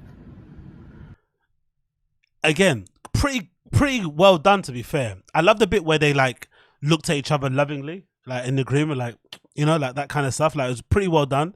I thought Mila Kunis's performance was a little bit more convincing. She obviously spoke closer to the microphone. She had a little bit more. Had a little bit more like fake empathy. I think there's a lot of contempt in Ashton Kutcher's approach. He generally didn't want to be there. He didn't think they did anything wrong, but I think Mila Kunis definitely provided a better acting presentation. She sold it a bit better. Like, oh my God, I'm so sorry. Like, I had no idea this would cause this level of hurt. And I just want to let you guys know that we are advocates for this and that. We're all going to support, like, something at the beginning. Through our work, we've always supported, like, what are you even talking about? Anyway, made up, whatever. So, the point of all this is to say this. I find it interesting how unwilling people, especially in Hollywood, are to cut off friends that have been accused of like heinous crimes. I find that very strange, personally, especially when you think about the level of these guys. These guys are a really good example. Ashton Kutcher, if I'm not mistaken, is somebody he's an actual entrepreneur, more so than he is an actor nowadays. He's an early investor in all these big startup apps and stuff like Uber and stuff. I remember seeing him on different panels, talking in fucking startup conferences and stuff. He's made a lot of money outside of acting, probably even more than he's done in acting. So he's in a position in life now where he doesn't really need to be involved in the in the game of clout and celebrity and stuff. He can just chill with his money and his wife and his family and hang out. So the fact that he would willingly get himself involved in this messy situation is pretty insane. Thinking about, the fact that he's been able to sort of like leave Hollywood on his own terms, do things as he wants to do them. Now he's suddenly, wading in the mud and having people basically call him out online and stuff and try and cancel him. It's a really odd thing to do. So I'm really confused why Hollywood people seem to be incapable of doing it. Because I think in real life, regular people, like, there's been times at work where somebody's been accused of something, I don't know, maybe bullying somebody in your office. And that could turn into a bit of a black mark on them to the point that people want to ignore them. They don't want to hang out with them anymore. But for some reason, celebrities, the ones that you'd think have more to lose with who they associate with, because us regular civilians, no one cares who we hang around with. But if you're a celebrity and you hang around with somebody that's got like a sketchy past, it can look bad on you. So I'm really confused why these guys who care a lot about their image, they care a lot about clout, they care a lot about their influence and how they're perceived, why they would be so willing to kind of back somebody that does certain things like this. And again, this isn't unique. The stuff I spoke about before, the Crystalia stuff, the BRYAN, CALLEN stuff, like they've lost a lot of stuff in terms of, you know, opportunities in the industry. But for the most part, most of their friends have remained. None of their friends, even though they've both been accused of things that you would think that most men who have daughters, who have families, would be a little bit like icked out about, it hasn't really affected their friendships. No one's looks at them differently. They've still got the same friends for the most part. And I'm really confused why that is the case. Like, why did these guys not have a line? Like I said before, my line is rape and diddling. You rape and you diddle, you're out of here. But again, maybe that's the whole point of friendship. Maybe friends are so crucial to people. And the fact that you have a friend you learn for 25 years, no one wants to possibly, you know, chuck that friendship away because it's something that you can't get again. Maybe that's what's happening here. I don't really understand it personally, because I just think if a friend of yours does that, you should feel a little bit betrayed too, because they hid a part of them, you know, they hid like a monstrous part of themselves from you that you weren't aware of. And now it obviously makes you look bad because you're their friend. You should take that personally as well. But the fact that they don't is just really strange to me. I cannot understand it in the slightest. There's a part of me, again, like I said, there's a part of me that kind of respects how ambivalent and nonplussed they are about it. The fact that they generally look like they don't give a fuck. The fact that they just look like they rolled out of bed and they don't want to be there and they're reading off a script. There's a part of me that feels like, you know what? These are actual friends, because they are riding for this guy until the end, and they have a lot more to lose than he does, and they're still riding for him. So it shows that they obviously had a close friendship. But and maybe another part of me also thinks, should you be required to publicly demolish your friends? Like, let's say they don't believe what happened. Let's say they generally believe he didn't do it, or even if they do believe he didn't do it, they don't care because he's their friend. Should you be required to come out and you know, publicly chastise your friends and flog them in the public? Like, what is that? Who's that actually serve? Who are you actually appeasing? You know, like, if they're your friend and you didn't do nothing, are you allowed to just continue being their friend? Does that make you look bad because your friend got convicted of rape, but you're still their friend? How does that make you a rapist? You know, are you just guilty by association? I don't know. I've got mixed feelings on that. What do you guys think in the chat? One victim said that he called his agent, and then Danny, when he found out that cool, yeah, I'll say, okay, see, great point.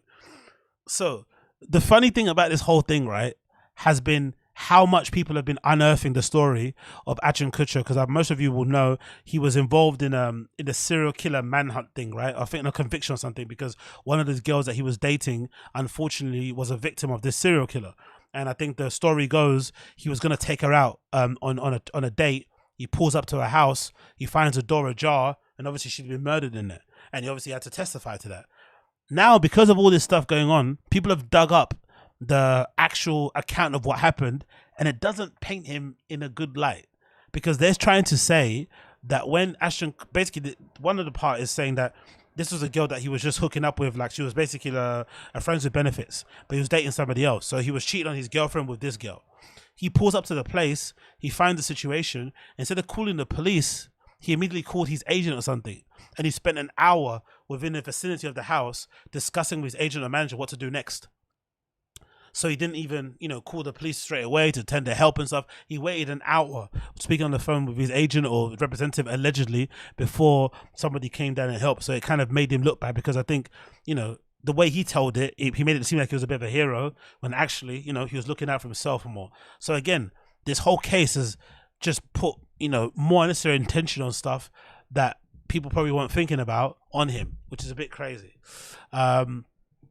Ashton has that white person look. They smile at a stranger. I've never been to a road with Danny. This is a sadly true. Figuring out if he's an accomplice. Smart. I will concede this, AZ. Both of them are very smart, and they would know sentencing guidelines, etc. It's not likely they thought that they were writing a letter to the guy on probation. Okay, cool. True. Very true. Otier. When you guys saying I don't need to see anyone in public with a delirium anymore. No, your I don't. That's the thing. Uche, you're right. I don't see anyone being seen public in delirium. You may be right, but I guess it's the wrong way to look at it because I'm always looking at it from a perspective of a regular person. I don't know anybody that's been convicted of rape. I don't know if you guys do. I don't know anybody's convicted of rape or even accused. I don't know anybody particularly, but I would assume if you did get convicted or accused of rape, you would lose a few friends if you're a regular person. No, don't you guys agree? Don't you think some friends wouldn't call you back? But for the most part, those guys, CALLEN, the Leas and stuff, they've generally got the same group of friends. Yes, they've missed out on some, but they still have some friends. Like those guys aren't like, you know, Brendan and Eric Griffin aren't afraid to sit next to them. I think in regular life, if you did that, you'd be ostracized from your little community. I think so anyway. What do you think happened? No Asian, me either. Mila aged like milk. I have a grandfather in prison for murder who was an American most wanted. I have some background on this. Yeah, so that grandfather of yours, Otia, do your family go and visit him in prison? That's a good indication of whether or not they're still friends or they're still cool. A friend of mine accidentally told me he was a rapist. like that. Who's that guy? That BRYAN. Who's that guy? That small guy that told that story about, you know, sneak raping somebody, like fucking psycho. They're cancelled.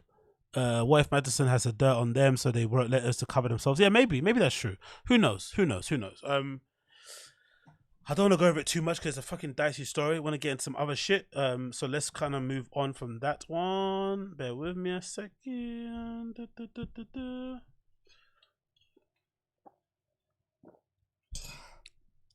Okay, cool. So let's move on for that one. Let's move on because it's getting a bit dicey, and I'm talking about rape. Go, rape. It's getting too much. Anyway, moving on. So, am I the only person who got fooled by this story? Tell me, am I naive? Am I as gullible as I fucking look? Because I feel like I am. Because when I initially saw this story, I bought it hook, line, and sinker. I was like, fuck, man, this is so sad. She didn't deserve that, and blah, blah, blah, blah. This story. Woman tells of a story of being hit in the face with a brick by a man who couldn't handle rejection of her not giving him her number. So it's now transpired on social media that this lady might have lied, and she raised a lot of money on GoFundMe, I think like 40k, and essentially this lump that she has inside her head that she said was because of a brick, somebody hit her in the face with a brick because she denied giving her a number. They're now saying that this is something that she always gets when she has an allergic reaction to food or something. It's like a food allergic reaction, and then she uses that as opportunity to gain money on GoFundMe. And they've got accounts of other times that she's done it in the past. And I'm like, oh, man, fuck, bro. So I'm a bit dubious on this. Right? Here's it is. I know, what's Otia saying? By the way, to make the story even crazier, AZ, I didn't know about this until I was 29. The guy that was actually my grandfather, a book is being done on him. Oh my God. Okay, cool. Shit. Yeah, I have a lot of that in my family, mate. You always find out stuff the older you get. I have a lot of those things, those like secrets that come out. Oh, by the way, that guy's your cousin. Oh, that's your uncle. Oh, that's your dad. You're like, what? You know that guy you think is your uncle. That's actually your brother. You're like, what? I have a lot of those things that come out when you're older. You're like, cool, man. Good to know. Anyway, great guy. Never met him. So they're saying this guy lied. This is an account from some dude online who's speaking about it, and I'm gonna play it for you guys so you guys can see what you guys think about it. I'm still a little bit on the fence. I'm not too sure who I believe. It's kind of dicey. That's what I gotta say. I'm not sure who to believe, but it really is dicey. So let me see who you believe on this story, and let's play it now. Bear with me a sec as it loads. Oh, sorry about that. Too much coffee at the moment. Come on. You absolute piece of shit. This, she lied just like Carly Russell. All you simps and panders is out there going at black men trying to get us to put ourselves out there for a black woman that we ain't related to or we ain't putting that meat to. Oh, y'all tripping. That's what y'all sound like to me. Research over me search. Let's get into it. There's still people that believe this story. She has multiple videos up of her having a similar allergic reaction. She has multiple GoFundMe with similar incidents. And her friend, they say she a scammer. There's no police report. The owner of the restaurant said that's not on film. There's no blood after they're being bricked. Come on, guys. We are CSI social media investigators, and we graduated from YouTube University. How y'all gonna call out us on our investigation? Let's go. This appears to be a video made by Rose showing you all her after-visit summary. Her police report is showing that she did have an emergency room visit. On September the 3rd, it was due to a facial injury caused by trauma. You can see the multiple CT scans that she did have. The results show that she has a bone injury. Below her finger shows the possible reasons for the bone injury. This here is her doctor note. So to all of you who are saying that she had saline injections or an allergic reaction, stop the fucking cap. Oh, y'all believe in anything these days? I gotta stop believing these hoes. In the amount of times I've been tagged in this video, y'all didn't find it suspicious when this individual inserted themselves? Let's see it. The fact that nobody is questioning the fact that this woman deleted her TikTok, privatized her Instagram, hasn't posted an update on her face on Instagram, but has garnered almost $50,000 in 6 days, that's a little weird to me. Nobody's questioning her, despite the fact that she did this in 2020, did it a little more subtly in 2022, and now again in 2023, nobody's questioning it. Not a single soul. So if her Instagram is private, how would you know if she's uploaded any new photos or not? Exactly. And you damn right I followed her back. Christina, go and take it away.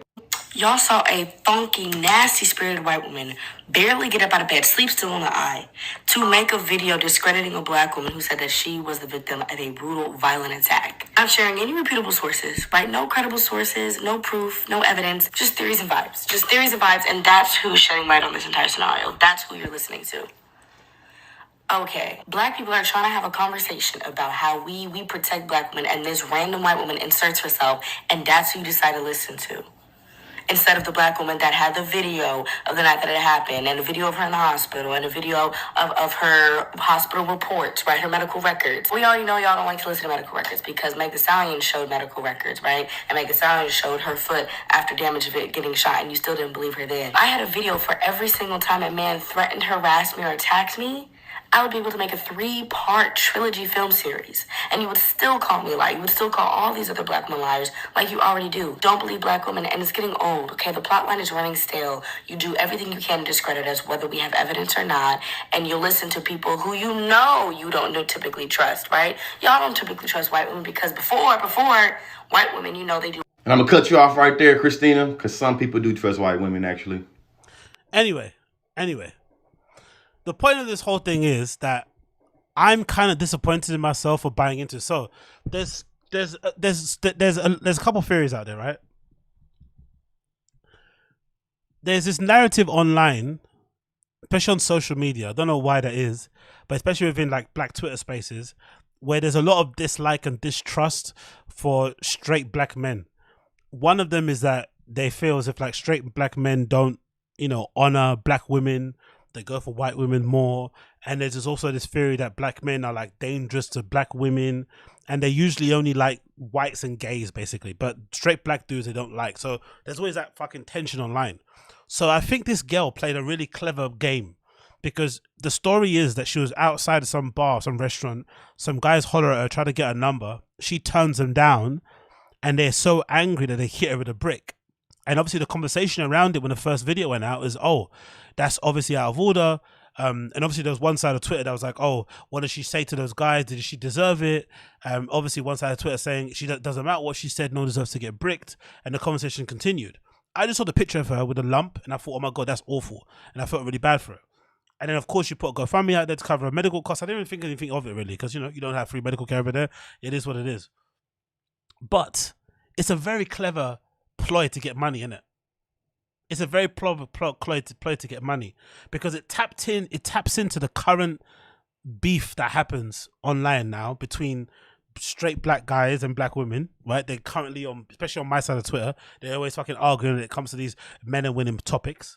You garner a lot of sympathy because of the fucking reaction, whatever it looks like on the side of the face. But if you actually investigate or think about it a bit further, if you got bricked, would your face look like that?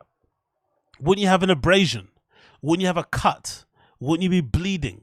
Wouldn't your jaw be broken or something? Like, it's a bit strange, isn't it? That you get bricked and that is how your face would look. That's the only thing that's kind of dubious to me. Then the other part of it, I remember on the original video, when she's crying with her face lumped up when it happens, allegedly, she says to some guy standing next to her, "Oh, why didn't you help me?"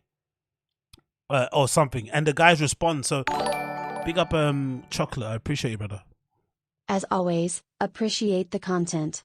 And even though I'm not that into fashion, I hope this helps get your $4,000 hat that looks like a duck.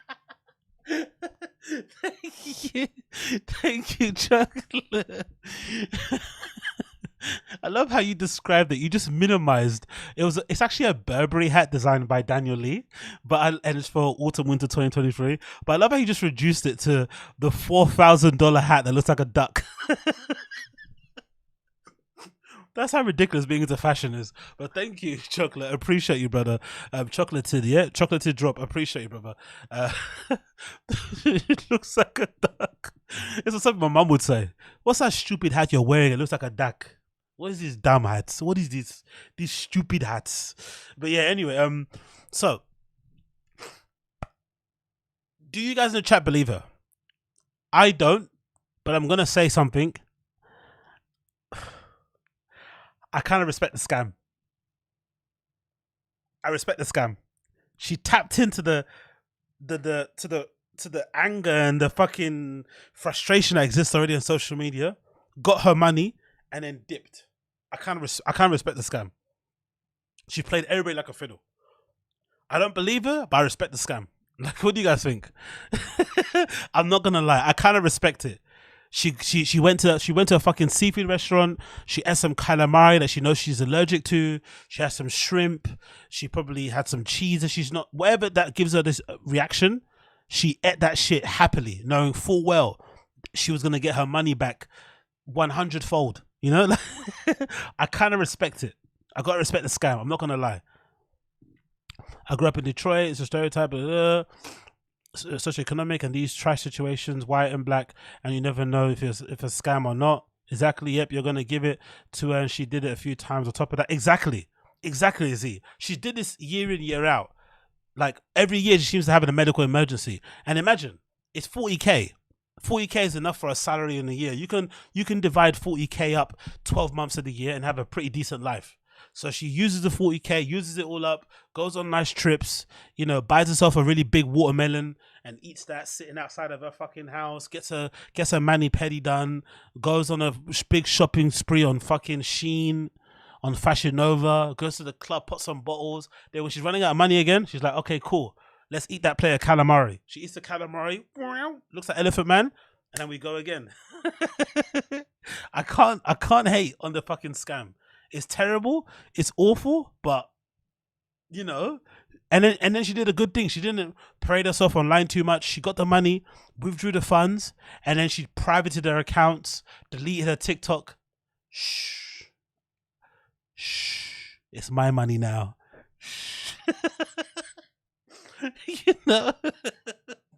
I can't hate, man. Let a sister scam. We don't get to scam like this a lot, you know. We don't get to scam a lot like this. So when I see one of us scamming, I'm like, you know what? You're a fucking awful person. I'm never going to let you in my house. I'm not going to have an open till next to you. I'm not going to trust you even with £5. Don't come near me.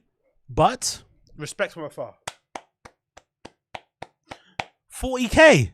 She got nearly 50K. I said 50K. She went over her flipping goal on GoFundMe. All she had to do was eat a fucking what you call it? A tuna melt. Anyway. Let's move on. She's living large, man. She's living the good life. So, I'm fucking melted. This heat in this country is absolutely killing me. But hey, we continue, right? We continue because we're soldiers. Let's move on. Let's talk about this topic here. This is courtesy of This is courtesy of the Joe Rogan subreddit. It features Rogan talking about Save Our Park Boys. He's talking about climate change not being real. Rogan doesn't believe in climate change. I wonder why. Let's see what he has to say about this. Let's get this on the screen. Let's see what he has to say. He doesn't believe in climate change. I wonder why. If you don't believe in any either, fair enough. You know, there is a theory that global warming has always kind of existed in some way, shape, or form. But to say it doesn't exist is like, have you opened the window? Have you not seen what's happening around the world? Like, anyway, let's continue. Oh, guys, am I the only one, when you watch Save Our Parks, don't you always laugh at the little quips from Mark Norman, Ari Shaffir, and Shane Gillis? And Joe Rogan never laughs. Why is he never? He just steamrolls through his fucking point. He treats these podcasts like they're fucking State of the Union addresses. Like, he's got three of the funniest guys in his clique of people next to him, all throwing one-liners, right? And little jokes here and there. And he doesn't react. He just like deadpans it or goes, ah, or just steamrolls. Like, what's wrong with him, bro? There's genuine laugh out loud moments here, and he's resisting the urge to laugh. He just, global warming, global cooling, bad. I hunt, I kill. It's like, Joe, relax, brother. Take it easy. Like, you can do all that serious talk with whoever you're going to interview, right? But these guys, have some fun. Shoot the shit. Why is he being so serious? He's literally refusing to fucking laugh. or he doesn't understand funny. Which is interesting too, considering he's got a comedy club and he's mentoring other comics and he doesn't understand comedy himself. That is comedy. To laugh. The question is if humans are influencing it. Shane, it's pretty clear. Joe, dead in the face, stone face. Look, he's getting annoyed at the jokes. Can you see him? He's getting legitimately annoyed that they're just joking around. Isn't this meant to be a comedy podcast? Is this meant to replace you hanging around with Brendan and Brian and those guys? He's genuinely looks pissed off. Like, for fuck's sake, man, they won't just let me talk about the stuff I talk about every single podcast. It's like, bro, relax. Calma. Tranquilo. He's actually annoyed. He's actually doing a little strop. Like, no? Isn't he doing like a little baby strop here? I got liberal. One for you. Let's see it, liberal. Let's see it. Do you know there's more? They won't let me talk. Can't say what I want to say. Bro. What is wrong with him? I only notice it a lot when I watch the Save Our Park things, but they actually are trying to have a fun time. They're trying to bust these balls. They're trying to laugh. And Joe just refuses to fucking get involved in the ha-ha-hee-hees. That's funny. Come on. That's funny. Big up Ari, being honest. Correct. Because it's infinite in the galaxy? No, not the galaxy, universe. not the universe. The I don't know the difference. That's a good face to end it on. Big up Ari. I don't know the difference. I'm a fucking comedian. Anyway, yeah, Joe doesn't believe in fucking climate change. I don't know why. He believes in climate cooling though. You know what's funny? Joe doesn't believe in climate change, but then he'll buy one of those. What did he buy? He bought that neck thing, right? That does that thing to your neck. Do you remember that neck brace? He believes all that shit, right? What's that Joe Rogan neck brace? He'll be dubious on climate change. He's dubious on vaccines. He thinks COVID's not real, right? But he'll instantly buy that fucking neck brace thing that's meant to strengthen the things on your neck and shit, right? He'll buy this instantly, like without a shadow of a doubt. He buys this. He buys into all this stuff. He buys into the saunas. He'll buy one of these things. But you come to it with science and shit, nah. But you got a neck brace for me? I'ma fucking wear it, right?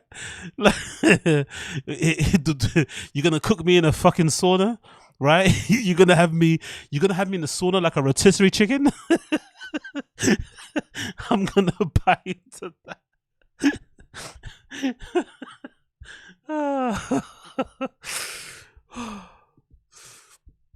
Anyway, let's chill. Another one about environment. We've got CALLEN trying to convince Rogan that Florida is fucked because of the rising sea levels. Joe Rogan, again, not convinced by this stuff, right? He's not convinced by rising sea levels. Doesn't exist. It's all in your head. It's all in your brain, bro. You know what I mean? If you think the rising sea levels away, they will go down, right? Sea levels will go down if you just think it away. It's about positive affirmations. It's about PMA. You got to get up in the morning and run 17 miles. David Goggins mentality, right? Your house gets flooded. Just think it a bit away. Think it away. Think it away. Let's see what he has to say here. Oh, Rogan's a fucking legend. The end of times is near. You know, a little Haiti in Miami used to be very cheap real estate, but because it's the highest point of Miami now, that place is booming. Because of hurricanes, people so now want to be when there? developers are getting in on this, when the real estate market is starting to speculate and sell areas that are on higher terrain in Miami and places, something's going on. Sea levels You guys are rising. have to see what just happened in Hong Kong. Damn, that was a good fight, these guys. Is that true, or is it they just have to expand because there's so many fucking people moving there? Correct. That's a big part of it too, Brian. They're running out of homes. This Like guy's so trying to many climb people up, moved to Florida. Favorable taxes. What's that got to do with rising sea You know, levels, they have brother? faith in DeSantis' right to work. They're going to let people, if another pandemic takes place. It's a good place DeSantis, to be. Shill. DeSantis not running Heaviest well, rainfall in more than a century floods and paralyzes Hong Kong. Schools and offices were shut. Look, if I was China and China talked, Hong Kong talks a little bit of shit. Yeah, Let's- I'm doing let's that. practice it on Hong Kong. So you know, Fire up you the know what weather the- machine. Look Black at this. rainstorm. Look at this. The Chinese are so racist. So you know what the problem with Florida is? They're Sam Tripoli just coming in with a bomb. The Chinese are so racist. Excuse me? What did you say, sir? It's like, where did that come from? The Chinese are so racist. I see dead people. challenge now is this, is they make their money on real estate taxes, right? And the problem is it's very hard now when you live near the coast to get insurance. Where? And the insurance companies now are pulling out in Florida. Oh. And guess who insures you? The state. Now, where does the state get their money? The state gets their money from real estate taxes. If the real estate markets start to go down, if you can't sell your house because you're on the coast or near the coast, what happens is people start moving inland. Problem with moving inland is a lot of that area is swampland. So Florida's going to have some real challenges. Bro, they got challenges with pythons. You can tell Brian spends a lot of time talking to his dad, innit? Can't you tell? These are some like old man conversations and concerns.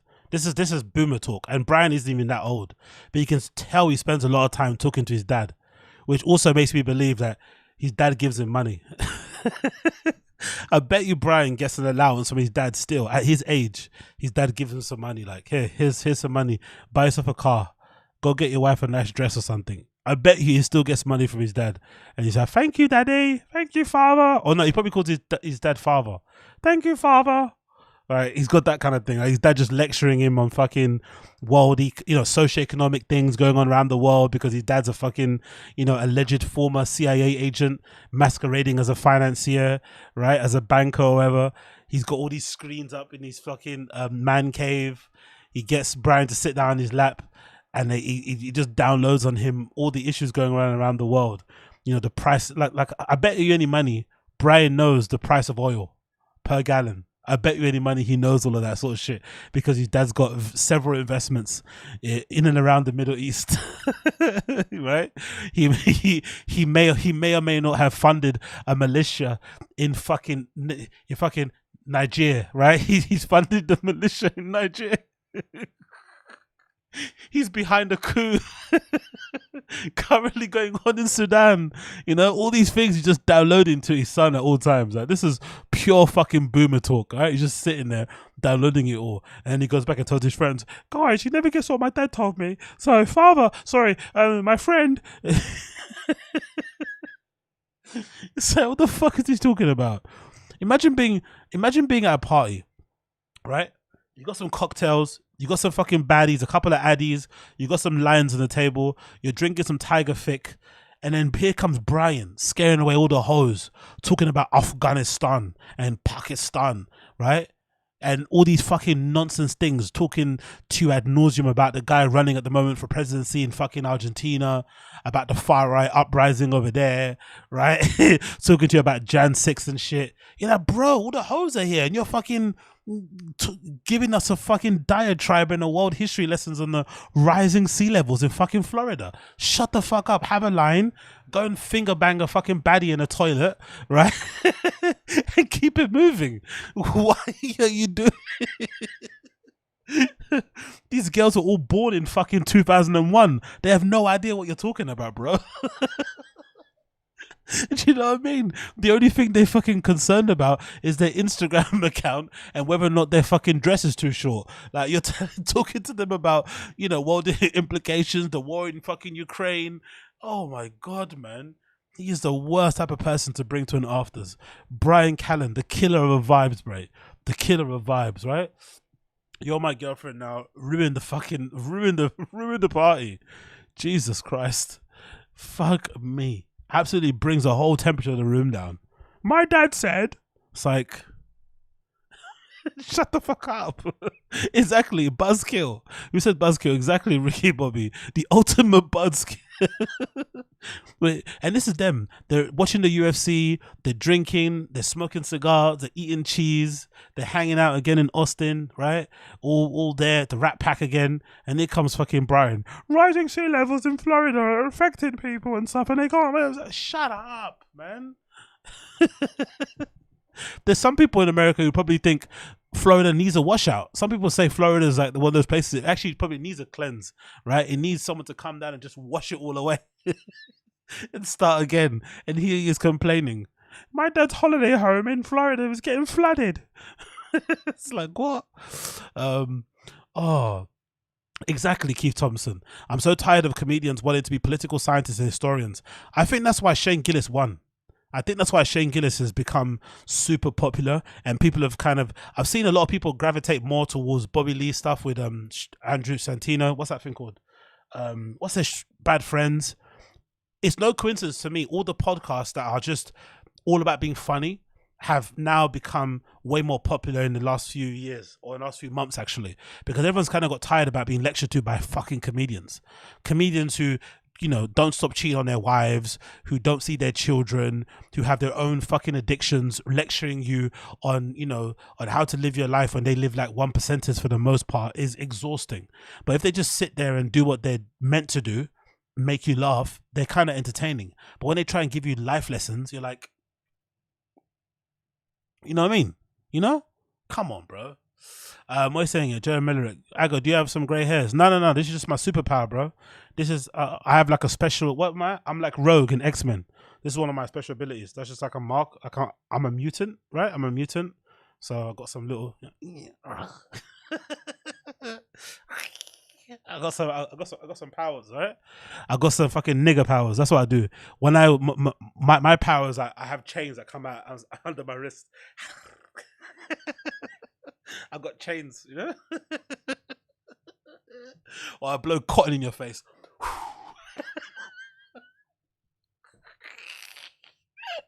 Or I carry a noose. That's my superpower. I carry a noose, exactly. Super negro. Exactly. I got the chains. I'll chain you up. You know what I mean? Or I got a whip. That's me, super negro. I got a whip and I have white face, like fucking Dave Chappelle in that skit, right? Sorry. Let's stop. I don't want to get the lead. Don't want to get the lead. Oh, Big J, your superpower is that you get a job.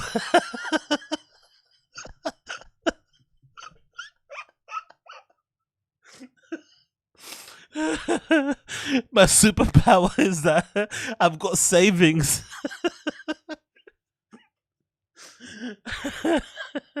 My superpower is I know my dad.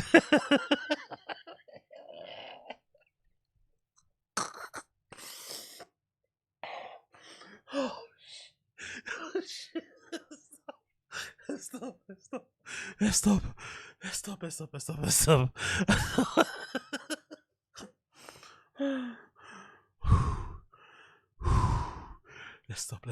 I can't. No more. No. Let's not go down that route.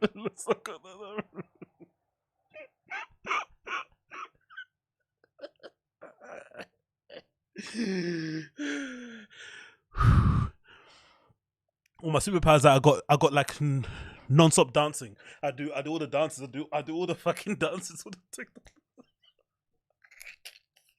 I just dance non-stop.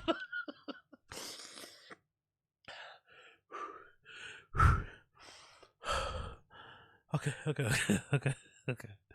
Let's relax. Sorry, let's relax. I don't want to get cancelled, okay? I don't want to get cancelled. I've just started doing this.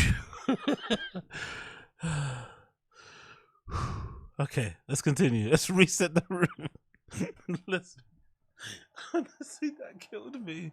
Your superpowers that you have a job.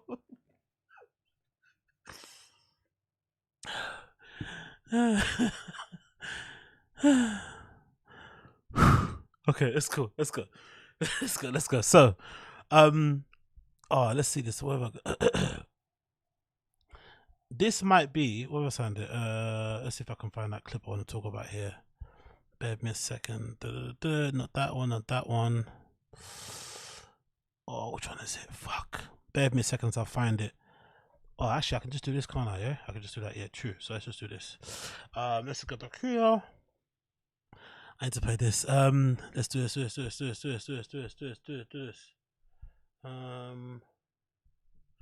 Where is it here? Bada bing, bada boom. Where are you, you piece of shit? Where are you? Nope. Oh, where is it? Fucking hell! I had it here a second ago. Why are you doing this to me? Okay, cool. Never forget. Togan is pissed.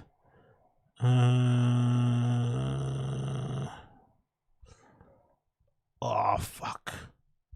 Where is it? Yo, big up the chat. He's in the corner just bustling. Exactly. Non-stop, just like.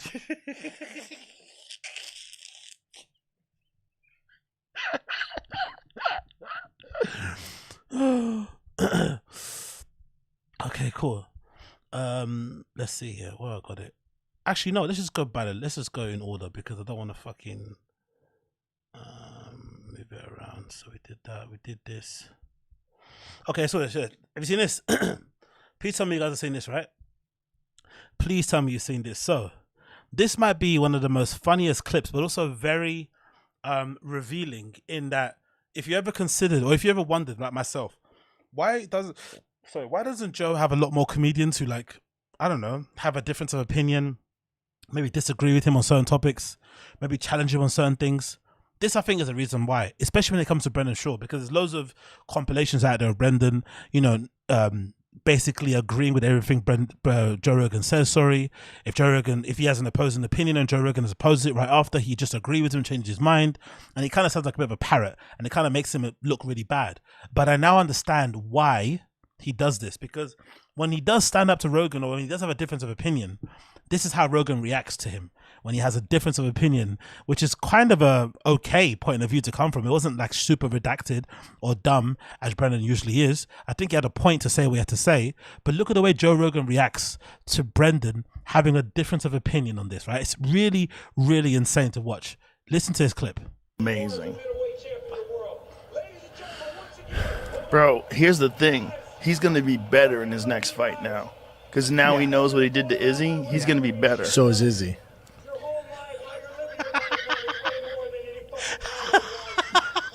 Did you see that? They're talking after the fight between Israel Adesanya and Sean Strickland, with Sean Strickland won. And Joe Rogan makes a point to say, even if they do have a rematch, Sean Strickland's going to be better. And obviously him knowing that he's won, he's going to have a different type of confidence coming in. And Brendan says, yeah, but so is Izzy. He's also going to be better because he's lost a fight. He's not going to know what he did wrong and what he can kind of do right, or what he can kind of correct, in the second fight when it happens. And Rogan glared at him as if he said the most redacted or insane thing ever. He gave him the shut the fuck up, you absolute peon look. It's absolutely crazy how he glared at him, considering what Brendan said was pretty, was pretty normal. Didn't really sound too crazy to me. He said way more redacted things over the years.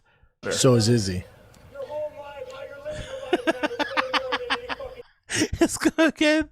Zoom in more on fucking Joe Rogan's face when he says it though. The whole entire time. Let's just look at Rogan's face the whole entire time, right from the beginning. Look at Rogan's face. Just look at him. Look at him. Amazing. Bro, here's the thing. He's going to be better in his next fight now.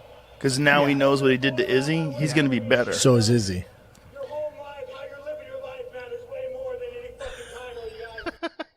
And look at Brian's face, the fucking weasel.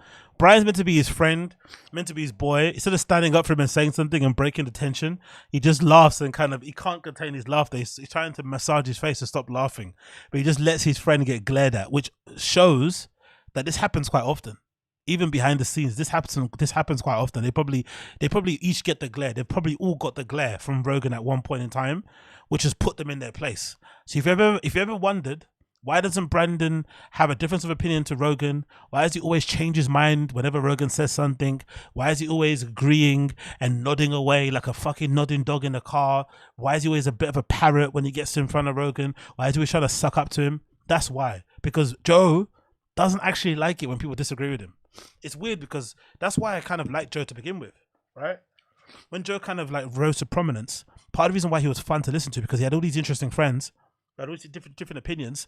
Then you get all these experts on, and they usually disagree, and they go back and forth. And you would sometimes listen to it as like a fly on the wall, and you would have a difference of opinion from maybe what the two people said. So it was kind of like this weird freeway conversation that was going on in your head because you're listening to them, you're formulating your own fucking opinions, you're arguing back to what they were saying, blah blah blah blah. Nowadays, Rogan just gets people on who are in his own echo chamber, who believe the same things that he believes. So now the podcasters aren't even that interesting, to be honest, which is why they've kind of lulled in quality over time. He still gets good guests, but the opinions of the people, they inevitably always align to him. Or because of his celebrity and his notoriety, people don't want to go on those shows and really challenge him for the most part. It's really strange. But especially when it comes to Brendan, this explains so much. And I have a lot more sympathy for the guy now because this must be so uncomfortable to happen in real. It's weird enough when it happens in private. When it's happening in front of thousands of people, it's probably so uncomfortable. Like, let's watch Brendan throughout the entire thing, right? Let's watch his face because you can tell he feels awkward and he kind of feels a little bit, like he said a bad thing and Daddy might be angry and hit him with a shoe. Watch Brendan's face the entire time, and look at Sam. Sam allegedly only does multivitamins. That's the face of someone that does multivitamins. That's allegedly just multivitamins, B12, vitamin D's, magnesium tablets, allegedly. That's what he's saying. That's what he tells us. It's only magnesium tablets. He's allegedly been sober for like, what, 5 years or something? I think, did he celebrate his sobriety? Or something like that? His sobriety is like Bert Kreischer saying he's on a diet or he's working out. Who do you believe it? I don't know. Whatever. Anyway, let's continue. Just watch Brendan's face. Amazing. Bro, here's the thing. He's going to be better in his next fight now. Because now he knows what he did to Izzy. He's going to be better. So is Izzy.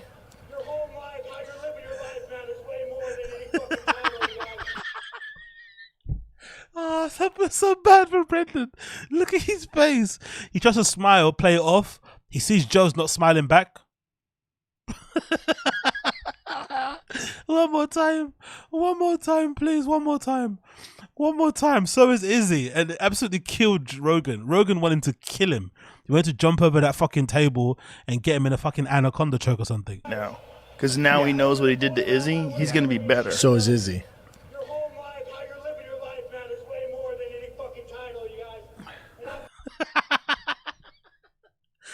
Rogan is such a fucking asshole, man.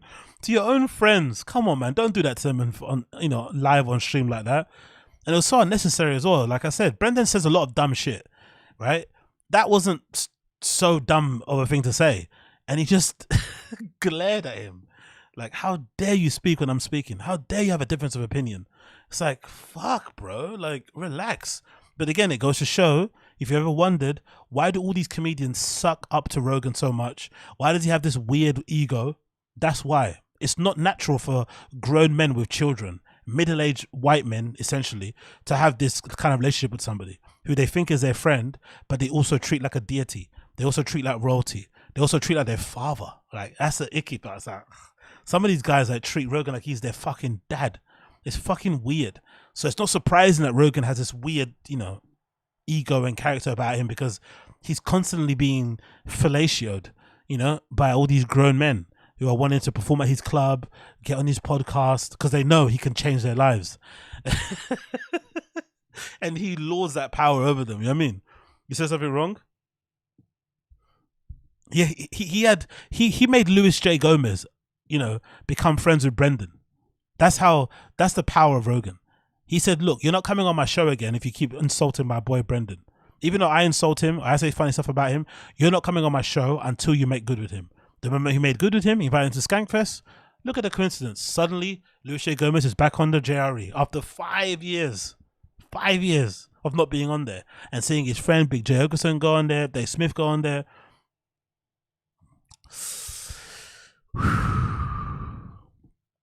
Annette Rosenberg says, Brendan's tone and quickness with his comment was that of a clapback, which in Rogan's eyes was unwarranted and out of the blue. That's my read anyway. Okay, cool. So you thought Rogan saw that as an maybe. But I think Brendan's face kind of showed it wasn't a clapback. He was like, you know, it's going to be a hard fight, the rematch, because now Izzy knows like how good Sean Strickland is. He's not going to take it for granted. So that's what he basically tried to say. I didn't see it as a clapback, but I see what you mean. Atur says, in the old days, they never talked about fights at all either, but they were not so sellouts and actually friends. And were... Yes, exactly, Atur. Good point. The old fight companions were really fun because they wouldn't even spend the time talking about the fights. They'd be talking about other shit, but they'd be loose about it because they'd be a bit drunk, they'd be a bit tipsy, they'd be just jolly, a bit high maybe, and they'd be happy to see each other. There'd be genuine excitement. I remember when there'd be episodes where Bryan obviously would come late, and he'd come late with the cheese or with the wines, and they'd be like, yay, Bryan's here. Like, generally happy to have him here. Like, okay, he's here now. The vibes are going to increase. It's going to be extra funnies. Now it feels like, yeah, I mean, I don't care what these guys say, because I think a lot of these guys, they get upset that us as fans and viewers, that we can kind of read them, because I think it's kind of easy, even with me on my small level.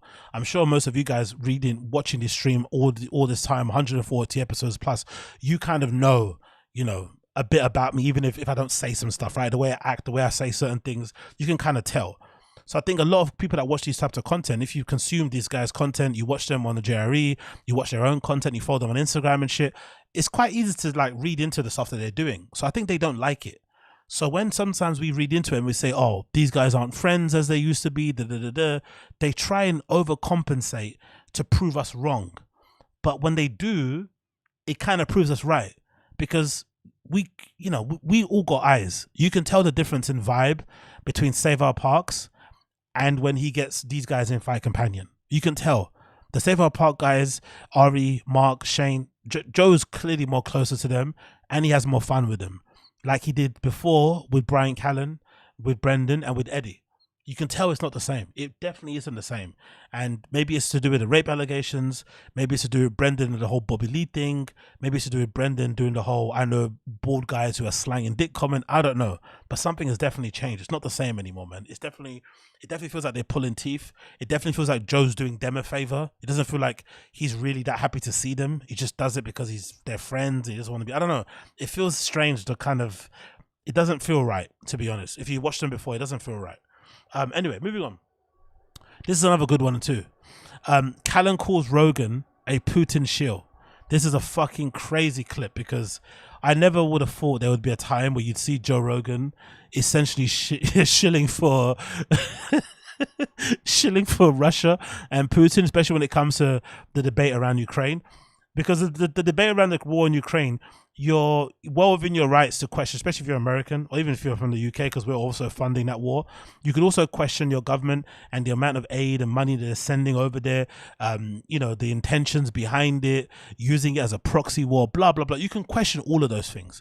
But the thing that you can't really question, or you can't really shill on, is the fact that, you know, in this, especially when it comes to starting and escalating the war, Putin definitely would be looked at as the bad guy. It's not a bad thing to say. Obviously, there's bad elements on both ends, but for sure, trying to shill for Russia and, you know, say they have a reason and they have every right to fucking, you know, invade the country is absolutely insane. Even if they have a reason, they have their reason, but you know what I mean.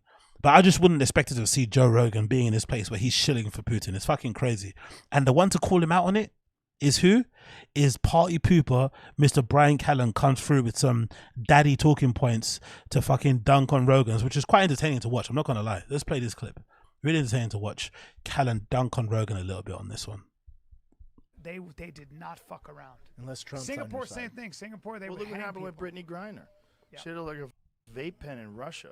Yeah. But that's political. All political. Like any other time, I don't think they would have done anything. Yeah.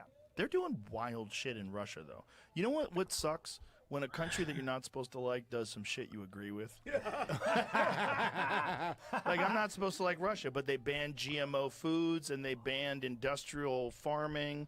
You can only farm organically over there. Yeah, so they say. I don't know. And gender reassignment shut up, CIA boy. Yeah, come on. Why are you guys calling They're me CIA fucking boy? talking about it openly on television, so letting everyone know.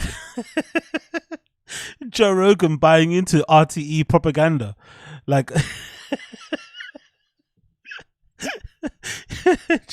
I saw it on Russian state TV. It must be true. Fucking hell, Rogan. That this stuff is not good for you. It's not good to have pesticides and herbicides Listen to me right now. I don't and buy a fucking Monsanto thing the Russians say, and spread all over. And you're buying it. You're buying the propaganda. Ukraine info? Why am I buying it? I'm not buying anything. You're a Putin shill. I'm saying is they're talking about it on my television, God. Brian. You're a Putin shill. Brian, you're being annoying. They're talking about it on television. Much better. Do you notice that? It was a live stream. And again, guys in the chat, let me know if this is possible. I didn't know you can edit in a live stream. I know you can pause. Oh, yeah, you can pause. Oh, that's what they probably did. Because on the new OBS, the latest OBS, you can pause. If they're using OBS, you can pause your stream. So maybe they paused it because there was a cut here. As they get talking about the Putin and the Russia thing, and Callen keeps calling him a shill, and Rogan keeps getting annoyed at it, there's a cut. Brian. You're a Putin shill. Brian, you're being annoying. They're talking about it on television. Much better. Wow. Webbo from the Wire fucking meme. They fucking paused that button, innit? I guess Jamie knew they were getting into some dicey waters. He pressed pause. Rogan probably said something risque, and then they continued the stream again. Fuck. Or maybe he's got an agreement with Jamie already. If we talk about Russia or Putin or Ukraine or Zelensky, make sure it doesn't go out. Jamie might be the greatest producer of all time in live. You know what I mean? He's not on his phone. He's not on Tinder. He's not jacking off under the table. He's paying attention. He's like, oops, it's talking about Russia. Pause.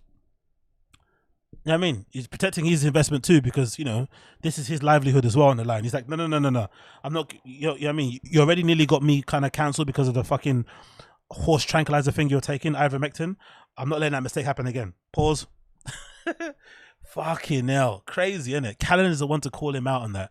Absolutely crazy. Absolutely crazy. But yeah, young Jamie doing the fucking amazing thing there. Joe Rogan believing the things that he sees on Russian state TV is fucking incredible. It legitimately makes me laugh. I can't wait until he starts parroting the stuff that he's seen in North Korea. Like, North Korea is actually not that bad, you know? It's actually not that bad, man. North Korea is not that bad, you know? Whatever the accent that he fucking got. But yeah, big up Rogan. Maybe we'll see Putin on JRE soon. Maybe we're going to see Putin on the JRE very, very soon. Next one about Rogan again. What do you think happens? Can someone tell me in the chat? Do you think this is, because I think, is this just boomer brain? Because Rogan's kind of turning into that guy who looks, because I can't imagine him being on Facebook. Because some of the things he talks about, they sound like he sits on Facebook and just like reads headlines and shit. So what do you think's happening? Do you think Rogan is on some like weird forums? Has he got a weird feed on Twitter he follows that gives him strange bits of news? Or is it just something that happens when you're older and you're rich? You just become a little bit, you know, your brain just like, you become a bit tapped. Because this debate that he's having with, I forgot the UFC guy, he's a legend, I forgot his name. But they're talking, right? And just hear what they're two speaking about, and he listen to how Joe Rogan interprets it, right? and keep this in your mind before you hear it. They're talking about 15-minute cities. 15-minute cities, right? And think about it from an urban planning point of view. And hear how Joe Rogan interprets the headline of 15-minute cities. Just think about this, because it's a very interesting way to interpret something that's meant to help people. But hey, listen. What? That's the first concern, right? Lead paint lowers your kids' IQ. Anyway, 15-minute cities from an urban planning point of view. Maybe because I live in London and, you know, I have a slight interest in urban planning. I kind of wish I did that in uni instead of fucking studying product design, which is a fucking waste of time, right? Like absolute waste of time. I wish I did something practical. I wish I fucking, you know, did a fucking a vocation, like, you know, stuff like, you know, carpentry or being a plumber or an electrician rather than doing fucking product design. Or if I would have done that, I would have done urban planning. I know about the 15-minute cities thing just because of in cities like London, where it's essentially technically overpopulated. There's not enough homes. The homes that are available and the people that are here, you have to kind of create a city or a town or a borough where they have all the amenities and all the things within a 15-mile radius. And the idea behind that is that you just improve the daily, the daily lives of people, because you allow them to have a chemist next to them, a pharmacy, a gym, a park, a good amount of work they can go to, so they don't have to travel hours out from where they live. They've got schools and colleges. All these things kind of improve your basic life, right? Just in general. That's kind of the idea and the premise behind it. And obviously through that process, you can find ingenious ways of using space. Maybe you find other ways to develop housing. You find other ways to integrate green space. You find other ways to have like different things happening in your areas. That's all you want to do. And I don't understand why Rogan sees the 15-minute cities thing as a prison. He sees it as like an inevitable. He sees it as like one of those, what do you call it? He sees it like a Trojan horse for them to implement really strict restrictions on the population if another COVID happens. Because it feels like it's COVID brain. This feels like a COVID thing.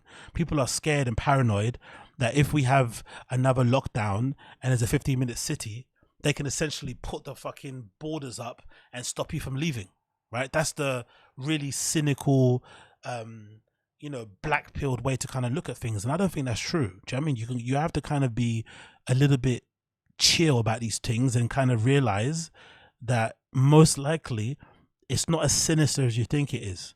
It's most likely a way to improve the daily lives of people that live in cities, because cities are kind of hard to live in, really, especially if they're not designed in a way to kind of allow you to have a good life in terms of green spaces, in terms of homes, in terms of jobs and shit. It's not easy to live in cities, especially if it's not designed well. So that whole 15-minute cities things, I'm sure there are bad elements to it for sure, but for the most part, it is mostly a thing to improve the lives of the people in that city. But for whatever reason, Rogan sees it as like a dystopian hellhole, right? It's like 1984 all over again. And I don't know if this is like a consequence of just being older, or if it's a consequence of being older and having money, where if you're older and you have money, you get worried about losing your money. It's just a thing. I guess it's a something that just happens, especially if you're kind of like quote unquote self-made. You just get worried about your money being taken away from you, or you get worried about your options being taken away from you, your agency. And, if someone locks you down, as we've seen it with COVID, it affected everybody.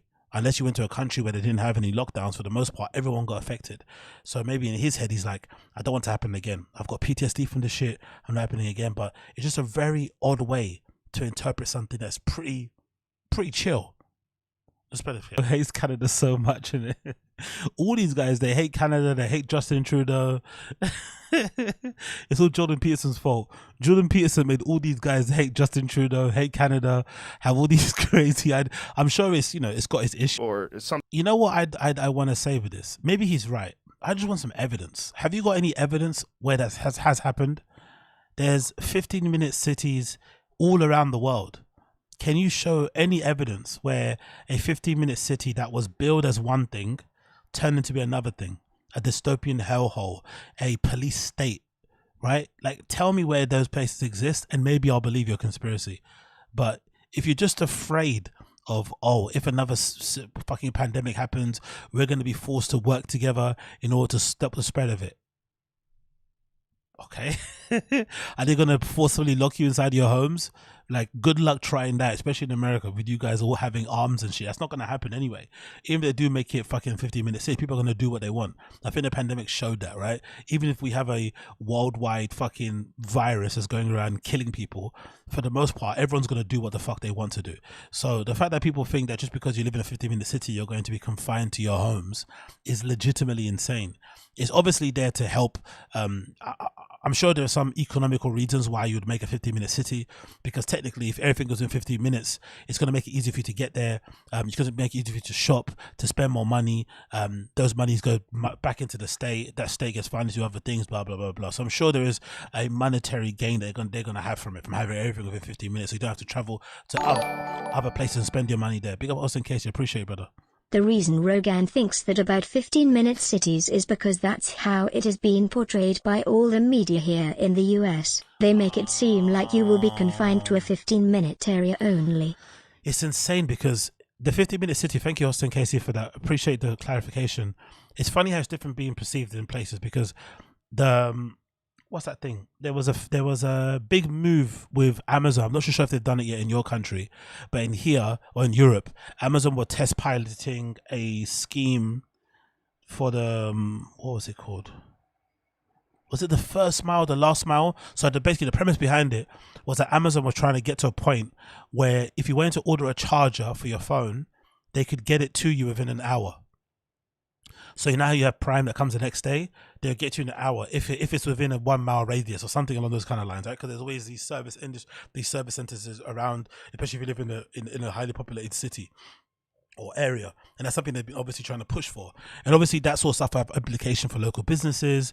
It'll mean like your local mobile phone shop may go out of business because everyone buys emergency chargers from their places because you can get it immediately. But if you can order a charger brand new from Amazon and it comes within an hour, there's no need to then go to your local boss man around the corner. So there's obviously always going to be cons for these things. They're not always done, you know, in a sort of like egalitarian, you know, like utopian view. They're not always done for just the betterment of people. Always there's always going to be something a bit sinister in the background, but it's not as sinister as he's making it out to be. That's the thing that's really spooking me. And I think it's interesting to see, because I wonder if it's just like one of those consequences of just being older and with money.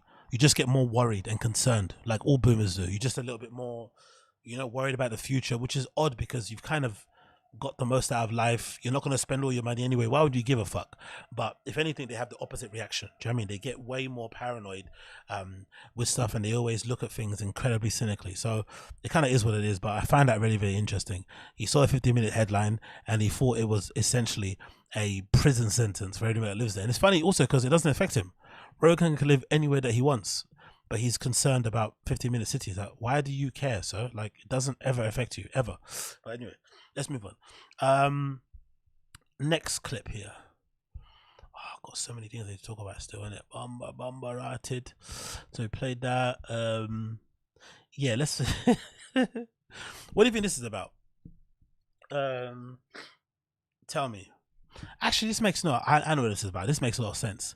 I guess people do say pregnant women get super horny, right? They're way more horny when they're pregnant. I guess it's a thing, but it's still a bit odd, isn't it?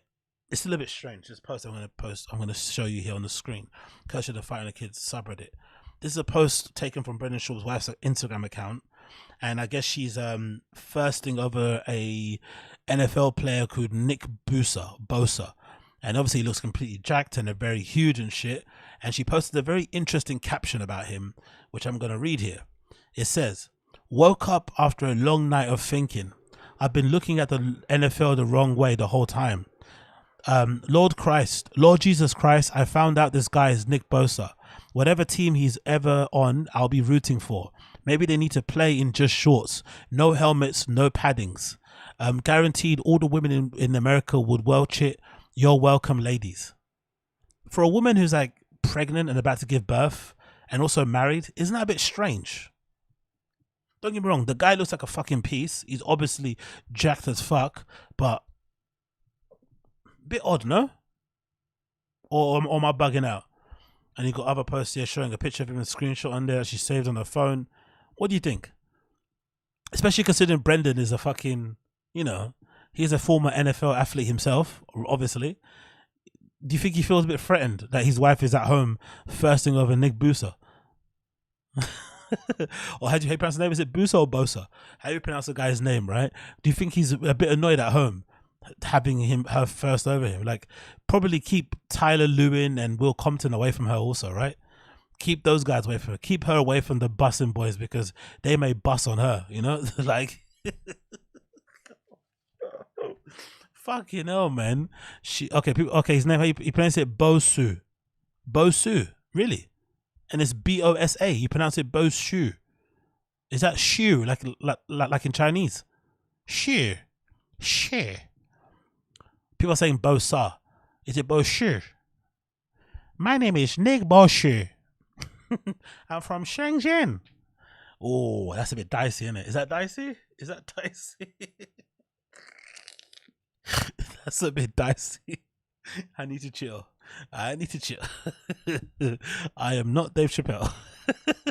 Okay, people are saying Bosa. Okay, Bosa. Thank you, JC. It's Bosa.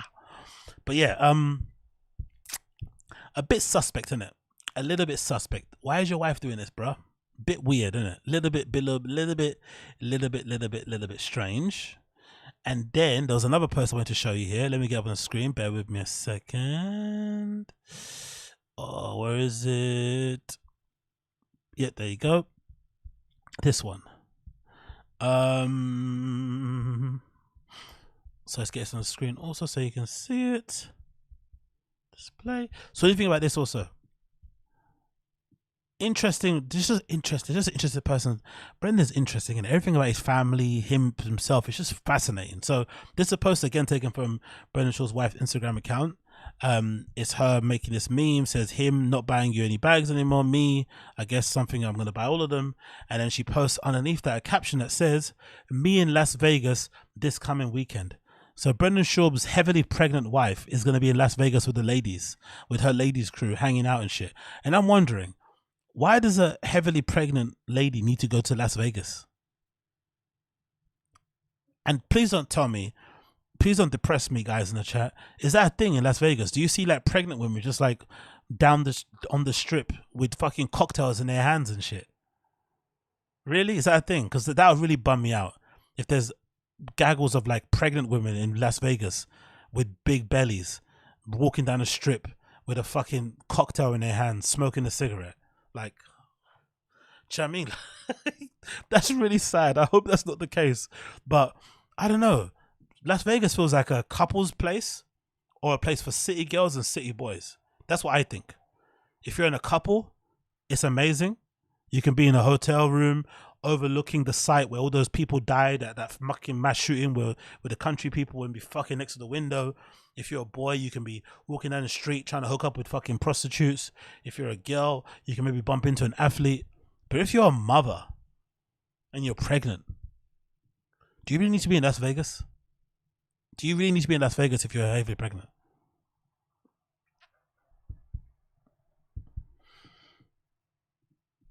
And also, can't you buy your bags in Las Vegas? Sorry, in LA. Don't they have what's that place in LA that you have? What's that place called? Where all the designer shops are. It's not called, it's not very, what's it called? Oh, I forgot the name of it. It's like white, it's pristine. All the designer shops are there. The Pradas, the Louis Vuittons, the Gucci's. They have that particular place where all the designer shops are. I said Rodeo Drive. Why don't they just go there?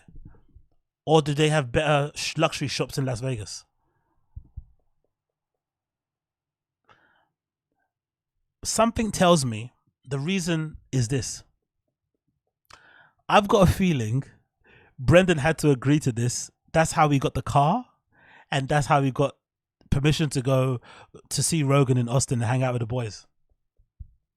Think about that. Because, you know, that's basically a boys trip. You get to hang out with your friends, smoke, drink, have a good time. You leave the wife at home alone with the kids with no help. And maybe part of the deal is, okay, I get to go to Las Vegas with my friends. It's a strange arrangement, but that might be it. okay, you get to buy yourself a car, but you get to give me the credit card, and I get to go to Las Vegas to see my girlfriends. It's very odd.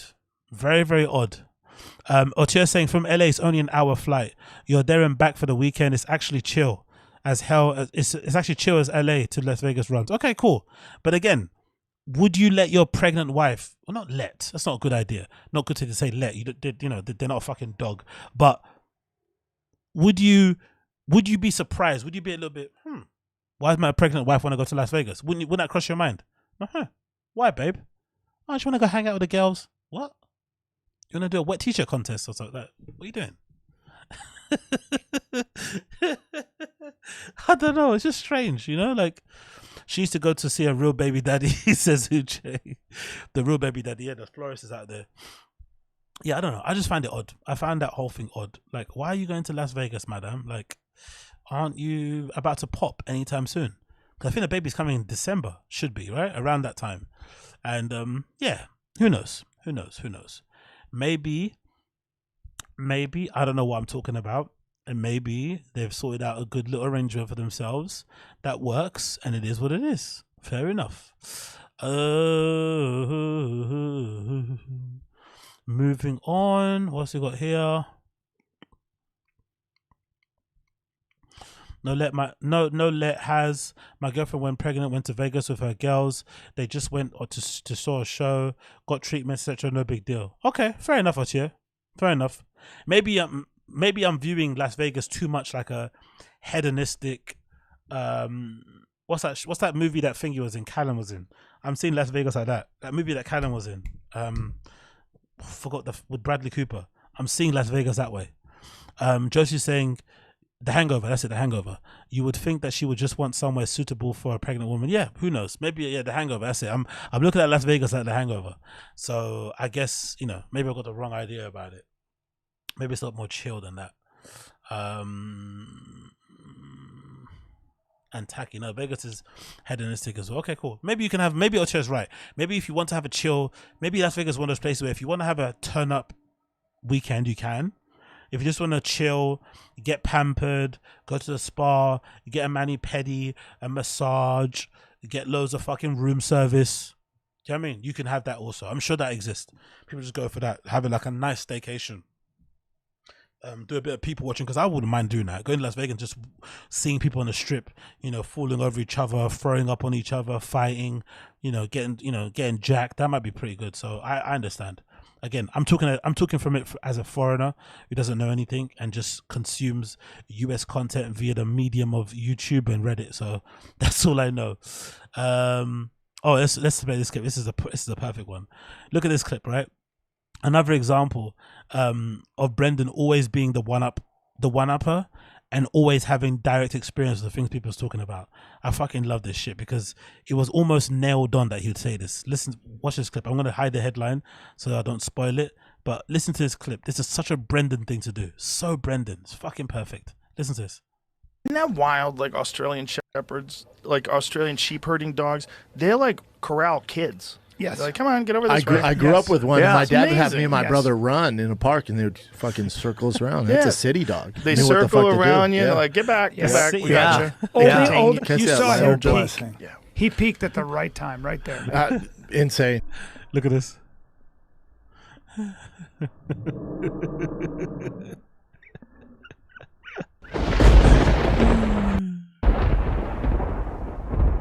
Don't you find it interesting that he always seems to have direct experience of that shit? They talk about fucking, what are they talking about? Australian shepherd dogs. And just by coincidence, Brendan grew up with one. He used to chase him and Axe J around the park and fucking stop them from walking into the fucking highway or something, right? Like, absolutely phenomenal. He just always seems to have direct experience about the things people talk about. Like, yeah, I had one.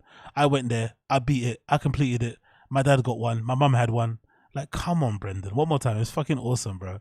Yeah, we grew up with one. Yeah, sure you did. R.I.P. Tank. Wild, like Australian shepherds, like Australian sheep herding dogs, they like corral kids. Yes. They're like, come on, get over this way. I grew up with one. Yeah, And my it's dad would have me amazing. and my Yes. brother run in a park, and they would fucking circle us around. Yeah. It's a city dog. They Knew what the circle fuck to do. around you. Yeah. They're like, get back, get Yeah. back. We got you. You saw him peak. blessing. He peaked at the right time, right there, man. Insane. I love how you can tell Brendan loves Rogan. He didn't even try to move his finger. You know, sometimes when you're like getting something from a friend, especially a male friend, you know, you might say something funny about them touching your finger or make a little joke. He actually left his hand there. He actually went to stroke Rogan's hand. Like, oh my God, his hands are so calloused. They're so strong. He feels like a brick wall. You know, he's actually liked stroking his finger along his finger. He didn't even try and recoil. He just let his hand linger. Look, he let it linger, full contact with when he got the lighter. Yeah, I like that. I like that. Brendan, the way Brendan and Bryan love Rogan is fucking phenomenal. I fucking love watching them. You know, fight over Rogan's love is fucking phenomenal. He was like, "Yeah, I love you. I love you. Do you love me?" Oh, let's talk about this. This is good. Oh, this is cringe as well. Bryan tries to weasel his invite to Brendan for Brendan and him to sit behind him. Oh yeah. You're going to have to really stomach this. This is very cringy. I'm giving you a warning now. This is very triggering, very cringe triggering. Please mind the fucking cringe. Please mind the cringe, because this is going to get you. These grown men trying to suck up to Rogan and get seats behind him at the UFC 300. Watch this. I had it 5-0. Yeah, let's see what Izzy says. Did he leave? He's out of the octagon. He left. Be curious what he posts. What a feeling, though, right? Wow. That's why Rematch MMA's the UFC greatest. 300. It's the greatest. When you watch this, UFC 300 rematch in Vegas. Oh my God. Sean Strickland's hometown. Let's all sit behind Joe Rogan. We might have to go to that one. Let's go, boys. That'd be fun. Let's go. Just think about the year in the UFC. So you had Sugar Sean upset Aljo. I used to be, dude, when you know how people have chips on their shoulder, I used to have a fucking stack of Pringles against Dana White. Right. It's all good now. Okay. Thank God he made some of those choices he made that, you know, reason I left the UFC, and I'm grateful for him now. Is it really all good, or are you just kind of like accepting like whatever, it's in the past, I'm just going to not care about it anymore? It's all good. You have had conversations and shit? No. Oh. I love how Adam 22 called him out like so subtly. You say it's all good, but it's not actually all good if the other person's not good with you. Because Brendan's been doing this for a while. He's trying to like not like fucking Dana, but then also suck him off. It's like he's never going to forgive you. Dana's the most spiteful, petty man in sports, right? Or in media, or in anything in the world. When he has a grudge against you, he has a grudge. If you are dead to him, you're dead to him. There's some very rare instances where he does forgive people, but for the most part, once you're an enemy of Dana, you're an enemy for life. So the fact that Brendan thinks he can weasel his way back into Dana White's good books by just overly complimenting him and being chill about it, it's like, nah. Just because you're chill doesn't mean he's chill. I mean, he still doesn't like you. I want to replay that one more moment. That was fucking awesome. Trying to convince yourself it's all good. It's like, no, it's not all good, bro. One more time. Dude, when you know how people have chips on their shoulder, I used to have a fucking stack of Pringles against Dana White. Right. It's all good now. Okay. Thank God he made some of those choices he made that, you know, reason I left the UFC, and I'm grateful for him now. Is it really all good, or are you just kind of like accepting like whatever, it's in the past, I'm just going to not care about it anymore? It's all good. You have had conversations and shit? No. Oh. You've had conversations and shit? No. Then how do you know it's all good? Stone face. Oh man, I fucking love Brendan, man. He's a fucking gift that keeps on giving, honestly. He really fucking is. And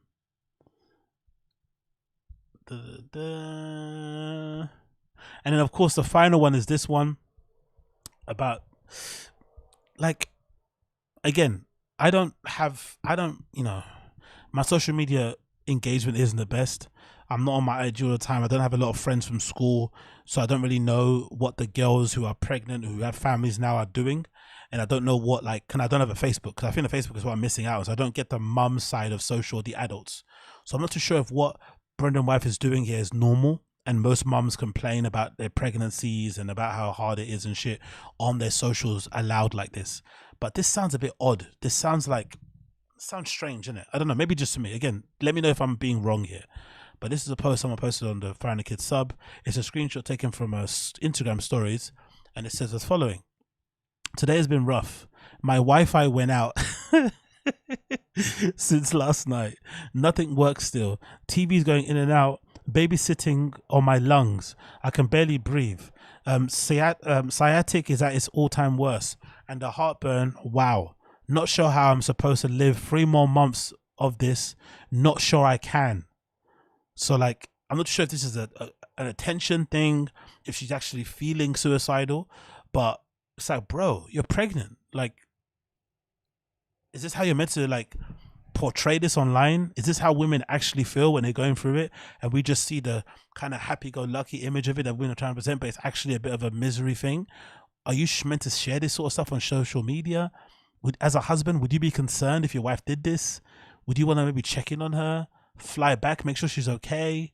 Or is this just standard LA woman thing? Like, I'm not getting attention because of my looks, because you know, she's not posting any pictures of her half naked anymore because she's pregnant. Clearly, she's got a bit of a thing about that. Or maybe, you know, I don't know. What do you think's happening there? Or maybe it's just like what women go through with pregnancies. This is like the real side of it. It's a bit weird, bro. Like, what are people saying here? People really lost the post Isaac, and it can happen with pregnancy, says King Bayo. Typing this out is kind of wild. Exactly. I don't want that, says Uche. Most women are just grateful and want to have a healthy baby. Yeah, I don't know. Don't get me wrong. I'm sure there's women out there that don't like being pregnant. The same way there's women out there that love being pregnant and love showing off their bump all the time. Brenda's wife hasn't really posted many pictures of her bump. She's not there wearing like cool outfits like Rihanna and walking around. She's kind of hiding herself. She clearly doesn't like what she looks like when she's bigger, clearly, which is okay. But she also doesn't seem to like it when she's pregnant. Like, she actually doesn't like the function of being pregnant. Maybe likes having babies, but doesn't like being pregnant, which is maybe a thing.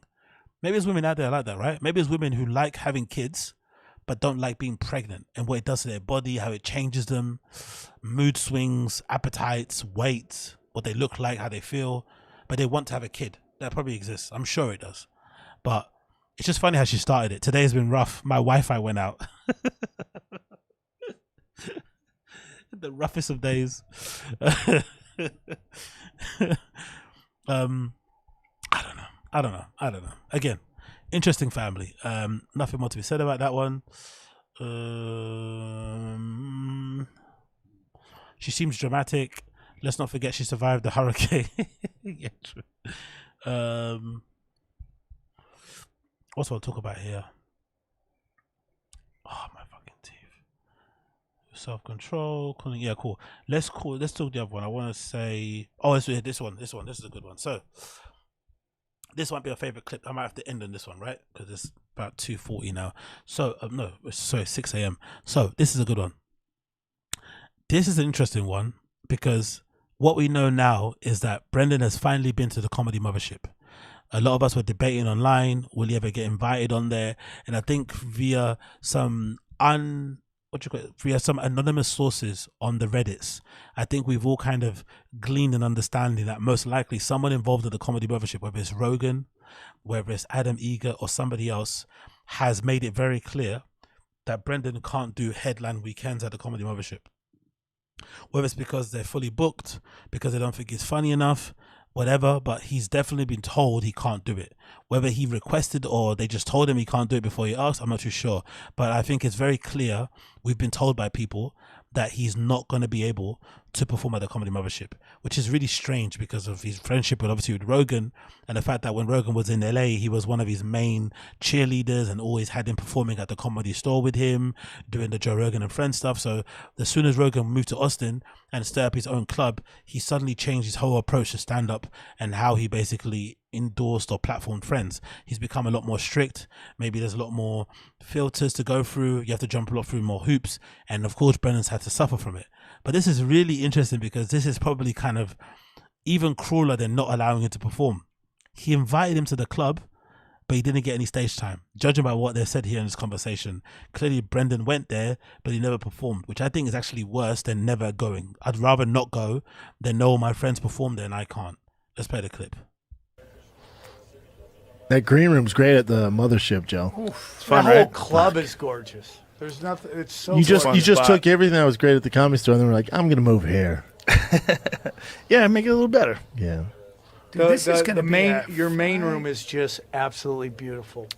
Yeah, we did everything the right way. You know, we set it up the right way. It took a long ass time, and you know that just being in that green room with Schultz and everybody, And we were all talking shit. It was, I was like, so oh, good man. to be Fun. together. Oh, like man. So I fun miss laughing. That. I fucking miss that. Yeah, we don't get that now. Well, that's a problem. Like we had that at the store. Yeah, we did. Where it was like a fun hang, where you would go, you know, you do your weekends on the road or whatever. But when you were in town on the weekdays, you get to hang out with your boys. We would laugh and talk Nothing shit, like hug it. each other. So Laughing. fun, so fun.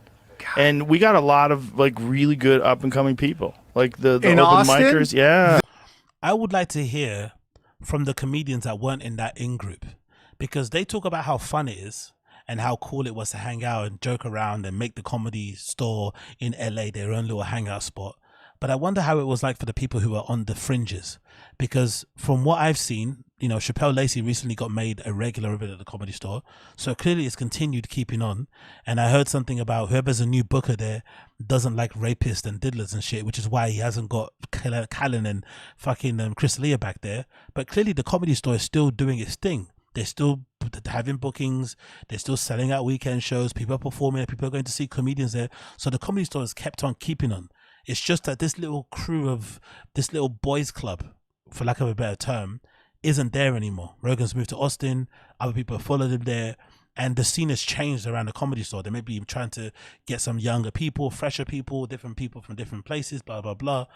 But that's all that's changed. They don't have their boys clubs anymore. And they're really annoyed by it. They had a complete chokehold on that club for like more than 2 decades, it felt like, maybe even more. Yet they're still not willing to give up space and room for the new people to come in, and they just want it to be like the old times forever and ever and ever and ever, which is interesting because they just replicate the same thing when they went to Austin, but it's kind of it's been a bit different. So I would love to hear from the comedians who weren't in that inner circle. Was it really as good as they said it is? Because they always say, oh, the Comedy Store's so good right now. The Comedy Store's been the greatest right now. Now they never speak about it. You never hear these guys wanking over the Comedy Store anymore, right? You never hear them fucking, you know, fucking orgasming over the fucking Comedy Store while they're on the fucking stand-up on their podcast. They don't talk about it anymore. The Comedy Store doesn't exist because Rogan doesn't exist. Isn't that funny? This place that you said was the best, was the awesome, was the home of comedy, Mitzi Shaw this, Mitzi Shaw that. Now they never speak about the Comedy Store anymore, only because one guy left. One guy left, and now the Comedy Store doesn't exist. You know? So I wonder, was the Comedy Store actually always good? Or was it only good because they had a chokehold on it, and it was basically their own club? Essentially, the Comedy Store, think about it, was Joe Rogan's club. Because I associate the Comedy Store with Rogan because you spoke about it so much. So it was kind of like his club without being his club. And then when he set up the Comedy Mothership, he basically took Adam Egert from there, who was the booker, and took him over there. And everyone, you know, in maybe his contact list and people that were living, or that were regulars at the Comedy Store, all moved to Austin to go and perform there also. So I'm not really sold on this, oh, it was amazing thing. It was amazing for you guys because you got to always perform there. You had all your friends there. You had a fucking dominion over there. But I wonder for the guys and girls who were trying to get in, who weren't cool, who didn't share your political opinion, who didn't fucking like cars, who didn't like jiu-jitsu, who didn't care about trainers, who didn't care about knives and barbecues, right? Who didn't think Trump was funny. I wonder if those guys liked the Comedy Store. I bet they didn't. I bet you they didn't. They're great, bro. Yeah. The comics out here, man, big shout out to them. I saw some of these young guys, because they hold great each other writers, accountable. assassins. Well, if you build it, they I come. miss that. If you I build miss it, they that. come. Yeah, exactly. You should build it, they come. If you build it, they come. They come a lot. Yeah, Uche's right. I think the fallout from the drug walk fiasco made Joe want to distance himself from Brendan. I think the fallout from that, and also because I think Joe is really insulated in a way. I do think he's one of those kind of guys that I would believe he doesn't really comment, and he kind of has a head in the sand. And I think he only realized the extent of how his friends used his name when that whole drug walk thing went down, and the whole Khalife thing and the Bobby Lee thing with Brendan and Bryan basically bullying him on the phone, telling him, "Oh, we're gonna tell Rogan about you."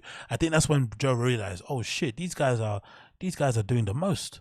That's when he realized. I don't think he actually knew before that. He realized then, he was like, "Okay, cool, I don't want that." I think he was kind of oblivious to it a little bit, purposefully so, maybe, to kind of not kind of be wrapped into it. But the moment he was made aware, it's no coincidence that he just ran away and he hasn't turned back ever since. Do you know what I mean? And he also, according to Bobby Lee, I think he made it clear to him that he wasn't involved. He called him, he tried to reassure him, "Look, I didn't have nothing to do with this. These guys were just acting on their own. I'd never do this. You know, I love you, blah, blah, blah, blah." So clearly that was maybe the final straw. It's like, you know what? Enough is enough. These guys have, you know, sucked all my clout out. I need to go somewhere else and get restored. And yeah, and he's got restored. He's been replenished with these clout fluids, you know. Come and well, Joe built so it. Many so people they're have there. moved here just specifically exactly. because they know we have this 2-night open mic program, and we also have door people at the store They're or savages. at the mothership rather, that all are comics. Yeah. So they auditioned in front of Adam to become a door person Just like with the their store. act. Yeah. So they had to have like promise as a comic. So the whole idea is like to have like a mentorship program and have a program where, you know, you can be a guy who's working the door and, you know, you've been doing open mics for a year, and next thing you're hanging out at the bar with Andrew Schultz and we're all palling around together. And there's this vibe there. There's this sort of camaraderie that exists that makes you feel like you're a part of something. And it doesn't matter if you're just starting and this person just headlined Madison Square Garden. It doesn't matter. We're all just comedians. And that's all you, brother. That's your thing. The same thing you did in L.A. And you left, and it's fucking. Well, it's everyone should try to. Why don't you try and do it again? I don't understand this. Like, that's why I've said again. I think this goes back to my theory that as annoying as Rogan is, we have to be thankful for him, because if this guy didn't exist, I think these guys would be far worse than what they are. Everyone that you dislike, everyone that you think is a bit of a douche, is a bit of a scumbag, is a little bit annoying, I think they'd be way worse if Rogan wasn't around. He keeps them in check. He's kind of chill comparative to how rich and successful he is. And this approach that he had in the beginning of inviting all these comics on these podcasts, of being welcoming to new people, of putting them on the shows, of helping them out to get sponsors and ads and shit, that was something none of them did before. Rogan did it, you know? So because of Rogan, they are all more well-behaved. But something that doesn't make sense to me is a comedy thing, because with the Comedy Store, they spoke about how Rogan made that place great by making everyone chill, making everyone friends and shit. If Rogan steps away and he's not there, surely one of these guys should step up and be the de facto leader, right? Be the kind of cool, the go-to person. But they didn't do it. Why? Because they're not invited. They've not, no one wants them in there anymore, because clearly it shows that Rogan was the one everyone liked. So that's what's, I'm starting to believe a little bit. Rogan was the one that everybody liked and respected, because obviously of his celebrity, his notoriety, his success, and obviously how long he's been doing comedy for, right? But actually the people around him, the Comedy Store people only tolerated them because Rogan was there. And then the moment Rogan stepped away, the ones who were liked have still performed at the Comedy Store. The ones who weren't liked haven't performed there since. So maybe that's what happened. Maybe Rogan was actually the reason why those guys were accepted and welcomed to that space in that community. And the moment he left, they were like, "Nah, you can stay there. We've never liked you." Adopt that, because we need more comics, and it's hard. It's hard to do. It's hard to do when you feel like you're getting shit on by your peers. Like, you want support. It's so hard, bro. You want support. It is so hard. Yeah, it's hard. And I don't feel like, listen, there's a lot of funny people in LA. They're great, man. There's people like there's not funny. The crowds are just weird, and it's not the club's fault. They can't make people magically change out what they find funny. Well, you bring a good crowd. Can you imagine Sam Tripoli complaining about the crowds in LA? Now imagine, close your eyes and imagine what Sam Tripoli's jokes would sound like on a stage. You hear what he speaks about, you know what he rants about, you know what he's passionate about. Now imagine what a Sam Tripoli comedy set would sound like.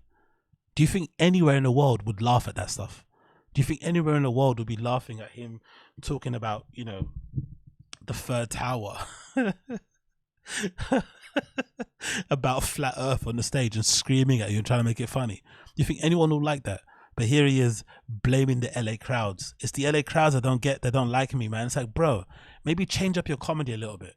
Because the thing with Sam Tripp, he's actually funnier on pods. He's another example of the Louis J. Gomez thing. He's way funnier on podcasts than he is on stage. I've seen some of his comedy, and it's like that's the kind of comedy that'll make me walk out. Like, do you know what I mean? He's screaming at you about something.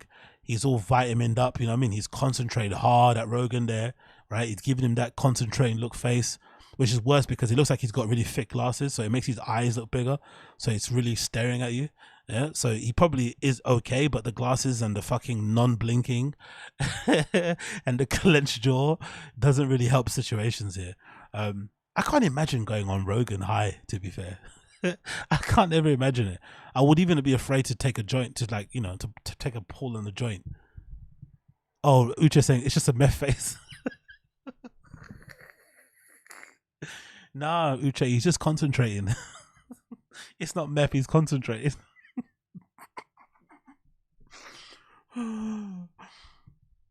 Oh, these guys are late. Let's continue. To a place with good Do you comics. remember the shows you used to do? I'd walk into the green room. It'd be Rogan, Bill Burr, Segura, Sebastian Maniscalco, Dave Attell, Joey Diaz, Tom Segura, Theo. It'd be the biggest comics ever, and it'd be the lineup, and I'd be like, "This is the lineup I I'm in." miss. That's a team. I guess this happens a lot when you're older. You just start reminiscing, right? But it's just so odd. It's just a bit yucky. Like, they're all trying to suck him off. It seems like they're trying to plead with Rogan to come back to LA. Help us, please. It's never been the same without you. Like, bro, grow up. It's over, man. You had a good run. And most of you guys, the reason why it's not the same is because you have allegations against you, mate. No one really wants to be associated with a Callen. No one really wants to be associated with a Brendan or with a Chris. That's probably why. And maybe with Sam Tripoli because of the situation he's been going through. It's not, that's why it's not the same. And maybe Rogan's protection is not there anymore, but it's like, you had a good run. You had a really good run. Just adapt to the new climate that's existing there. Just harp on the new old stuff. I bet you, I wonder this. Look at this. I wonder this. I wonder if there's a part, like, I wonder if there's a part of Joe that is a little bit, before he was encouraging everyone to move to Austin with him. I wonder if now he's a bit like, oh man, why are they all moving here? I wonder if there's a bit of Joe that's like, fuck, they're all fucking moving here as well. Because he probably likes a fresh start. Because it's a different type of person in Austin, right? Even the ones that move in there, it's a different way of life. It's a different type of person, different attitudes, right? Joe's got a new form. I think he's got a new appreciation for comedy now. He's got higher standards. Even that's why he's not inviting Brendan there.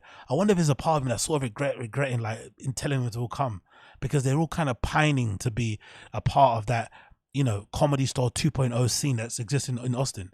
When it feels like Joe doesn't want to, like, it feels like Joe didn't want to repeat what happened at the Comedy Store. I think even he knew it was getting toxic. So he went to the Comedy Store and started afresh, because there's loads of new guys there. Loads of guys that probably would have never got an opportunity at the Comedy Store that have got opportunities at the fucking mothership. He changed his whole approach. He's got new people there. He doesn't even manage it. Adam Egert does more, so he kind of pops in, but he's not really the boss, right? He kind of leaves it into the hands of somebody else, so there's a bit of distance. So no one's ever coming to him all the time. So I wonder if there's a part of me that's like, why are these guys following me, man? Like, fuck. Why can't you just, like, you know, like, because, oh, I remember now. Do you guys remember when Brendan said one time on a podcast that Joe told him to, what did he say? What was the phrase? The phrase was like, to stay here and hold it down. I wonder if Rogan did it as like a kidology. He told him, like, to, like, encourage him, yeah, stay here, hold it down, when actually he was making sure he didn't follow him to fucking Austin. Sorry, I fucking burped there and sneezed at the same time. I wonder if that's happening, if that's what's happened. He told Brendan, hold it down, stay here in LA, step up and fill my slot, be the leader, in the hopes that he would feel gassed and stay and not follow him to Austin. But now they're all going to follow him, because I feel like eventually Brendan's going to move there. He's already bought the truck. He talks about it all the time. I think they're going to move to Austin eventually. I think Brendan's going to move there. Bryan obviously has an excuse to move there because he's got the job with Steven Crowder. And I think Crowder lives in Austin also, if I'm not mistaken. But I've got a feeling Brendan's going to move to Austin. That's my theory. I don't know how he's going to convince his wife, because his wife is very LA centric.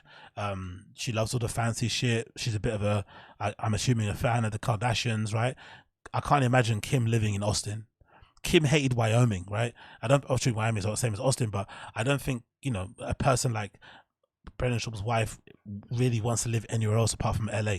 You know what I mean? You love that scene, you love what it's about, what it represents. And from what I've heard on podcasts from other people, Austin's great, but it's not LA. It's a very different way of life. So Brennan will have a hard job on his hands trying to convince his wife to move there. But I've got a feeling sooner rather than later, you're going to see Brendan in fucking Austin. You're going to see him wearing his soy boy hat. You're going to see him driving his truck. You're going to see him playing fucking Zach Bryan on his in his car stereo, pretending to know the words as he's driving down the street and shit, right? Like, you're going to see all that stuff. I've got a feeling he's definitely going to do that. The Austin thing's happening. There's too much sucking off of fucking Rogan and the scene there back in the day and stuff. But like I said, I think the whole, you know, revisionist history and oh my god, Comedy Store was so good. I think it's only good if you were in the in crew, if you were in the in clique. I think if you're on the outside of it, you probably hated it. I'm sure there were people in that scene that probably hated all those guys, thought they were fucking annoying, they took up all the spots, they're not even that funny, all this sort of stuff. And now that they've gone, the scene's completely changed. Let me just check the Comedy Store fucking Instagram, because I bet you the comedians that are there are completely different to the ones that we saw previously. Oh, it's a Comedy Store UK. I didn't know that. Okay, cool. I did not know that. Let's get it on the screen. I bet you it's completely different. Let's see here.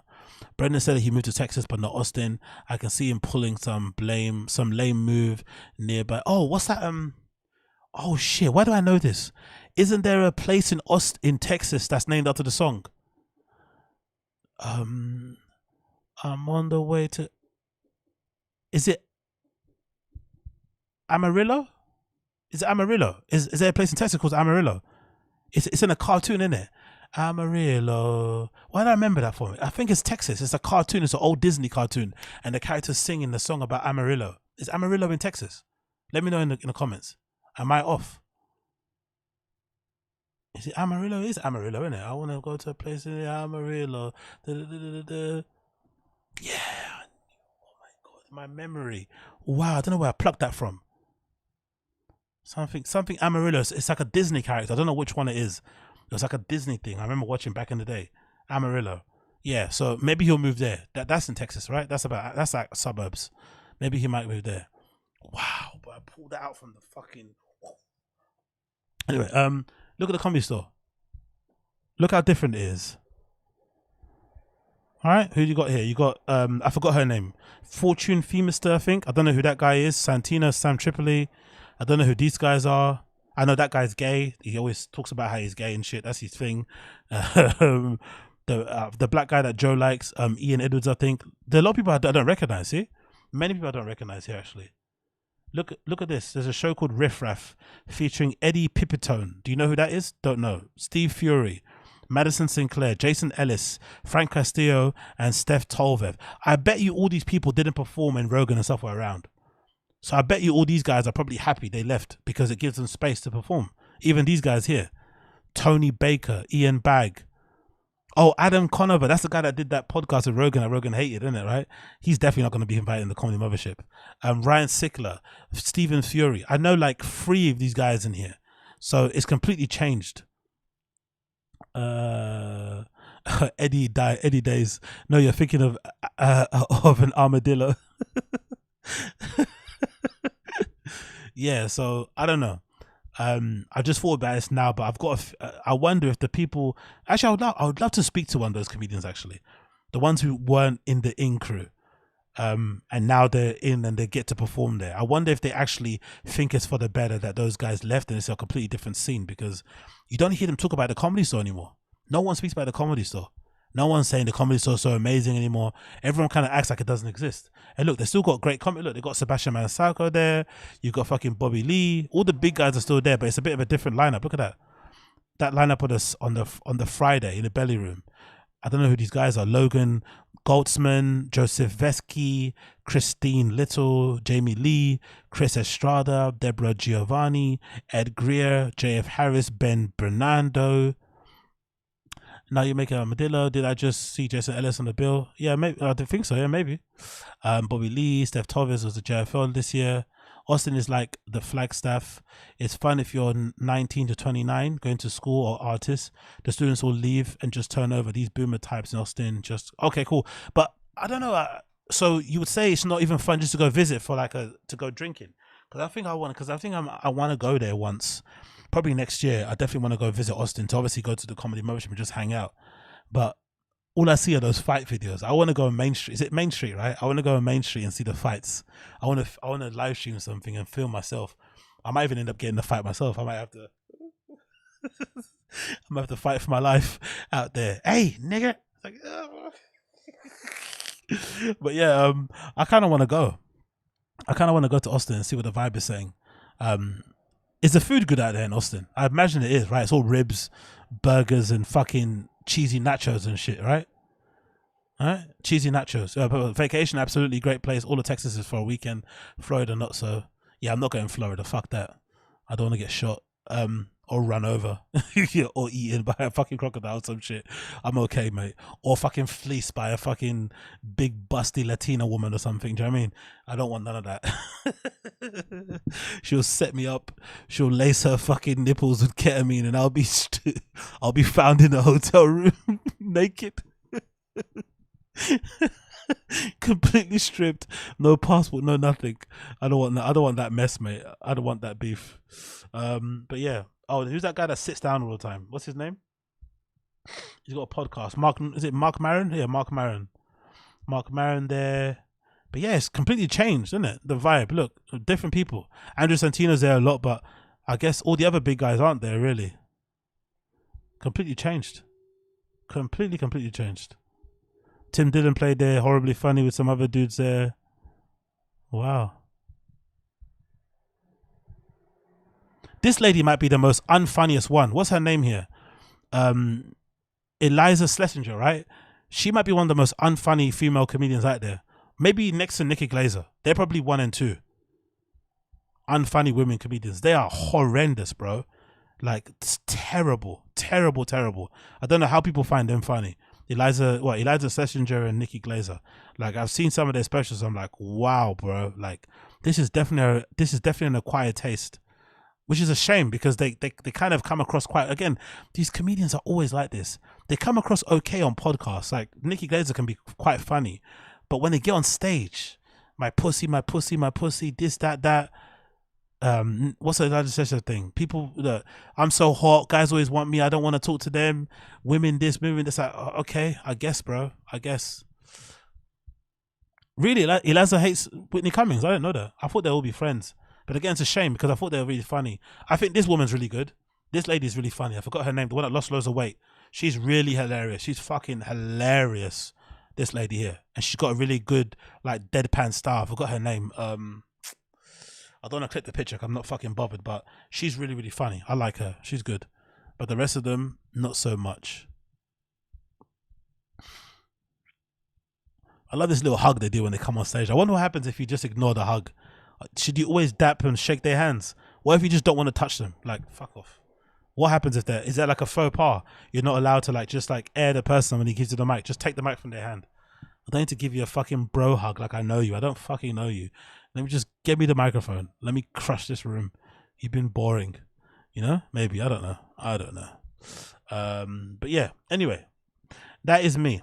Oh, look. And there's my boy, Chappelle Lacey. The human Labrador. Big up him. And of course, Eric Griffin. Let's end it there. It's too late over here. I've got to leave, my friends. Thank you, everybody hanging in there with me. I appreciate all of you. Thank you for tuning in. Everyone in the stream chat. It's been fun. Please make sure that you fucking smash the like button if you've enjoyed what you've seen. That'd be greatly appreciated. It's been fun. I'll see you guys again soon. I'll add the timestamp at the end so you can check that out later in clips, obviously throughout the week. And another show, hopefully, maybe if not tomorrow, then maybe one tomorrow. No, What's tomorrow? Tomorrow's Wednesday. Maybe on tomorrow. So you maybe see that, or maybe on Thursday. So keep back there. And of course, Discord link in the bottom too. So make sure if you want to join the community on Discord, do that. A great little community on there. You can hang around and talk some shit, share some clips and some hee-hees. So do that also. But yeah, man, I appreciate all of you. Appreciate you all. It's been a pleasure, never a chore. Thank you for hanging in there with me. And again, thank you for those of you who've been subscribed to the channel. Thank you for the 20,000 subs. I am nobody without you. So thank you for tuning in. And I'll see you guys again. Road to 50 fucking continues. Let's fucking go. Big up everybody in the stream chat. Big up Eddie Days. Big up Brendan. Big up Bobby Bodybuilding News. Big up my guy Robert Henry Poet. Big up the Watcher. Big up Dan Dotter. Austin Casey, my G. Uche, my G. MK. Big up Otia, Josie, Matt Rizze. I see ya. Big up the Garcia Life Vlogs. Big up Coiler that was here earlier. Who else was here? Assad, Aziz, Scott, Jian, Josie. I've said already. So many new names to mention. King Bayo, Otiera said already. Cable Ho, Cable Hugh, big up Dan Souls, all of you. Appreciate everybody. Take care, my friends. Happy skiing. Big up Jian. Yeah. Jian always thinks I'm fucking coked out of my brains, isn't it? Every time I stream. But yeah, anyways, big up all of you guys. I appreciate you. See you again soon. See you again.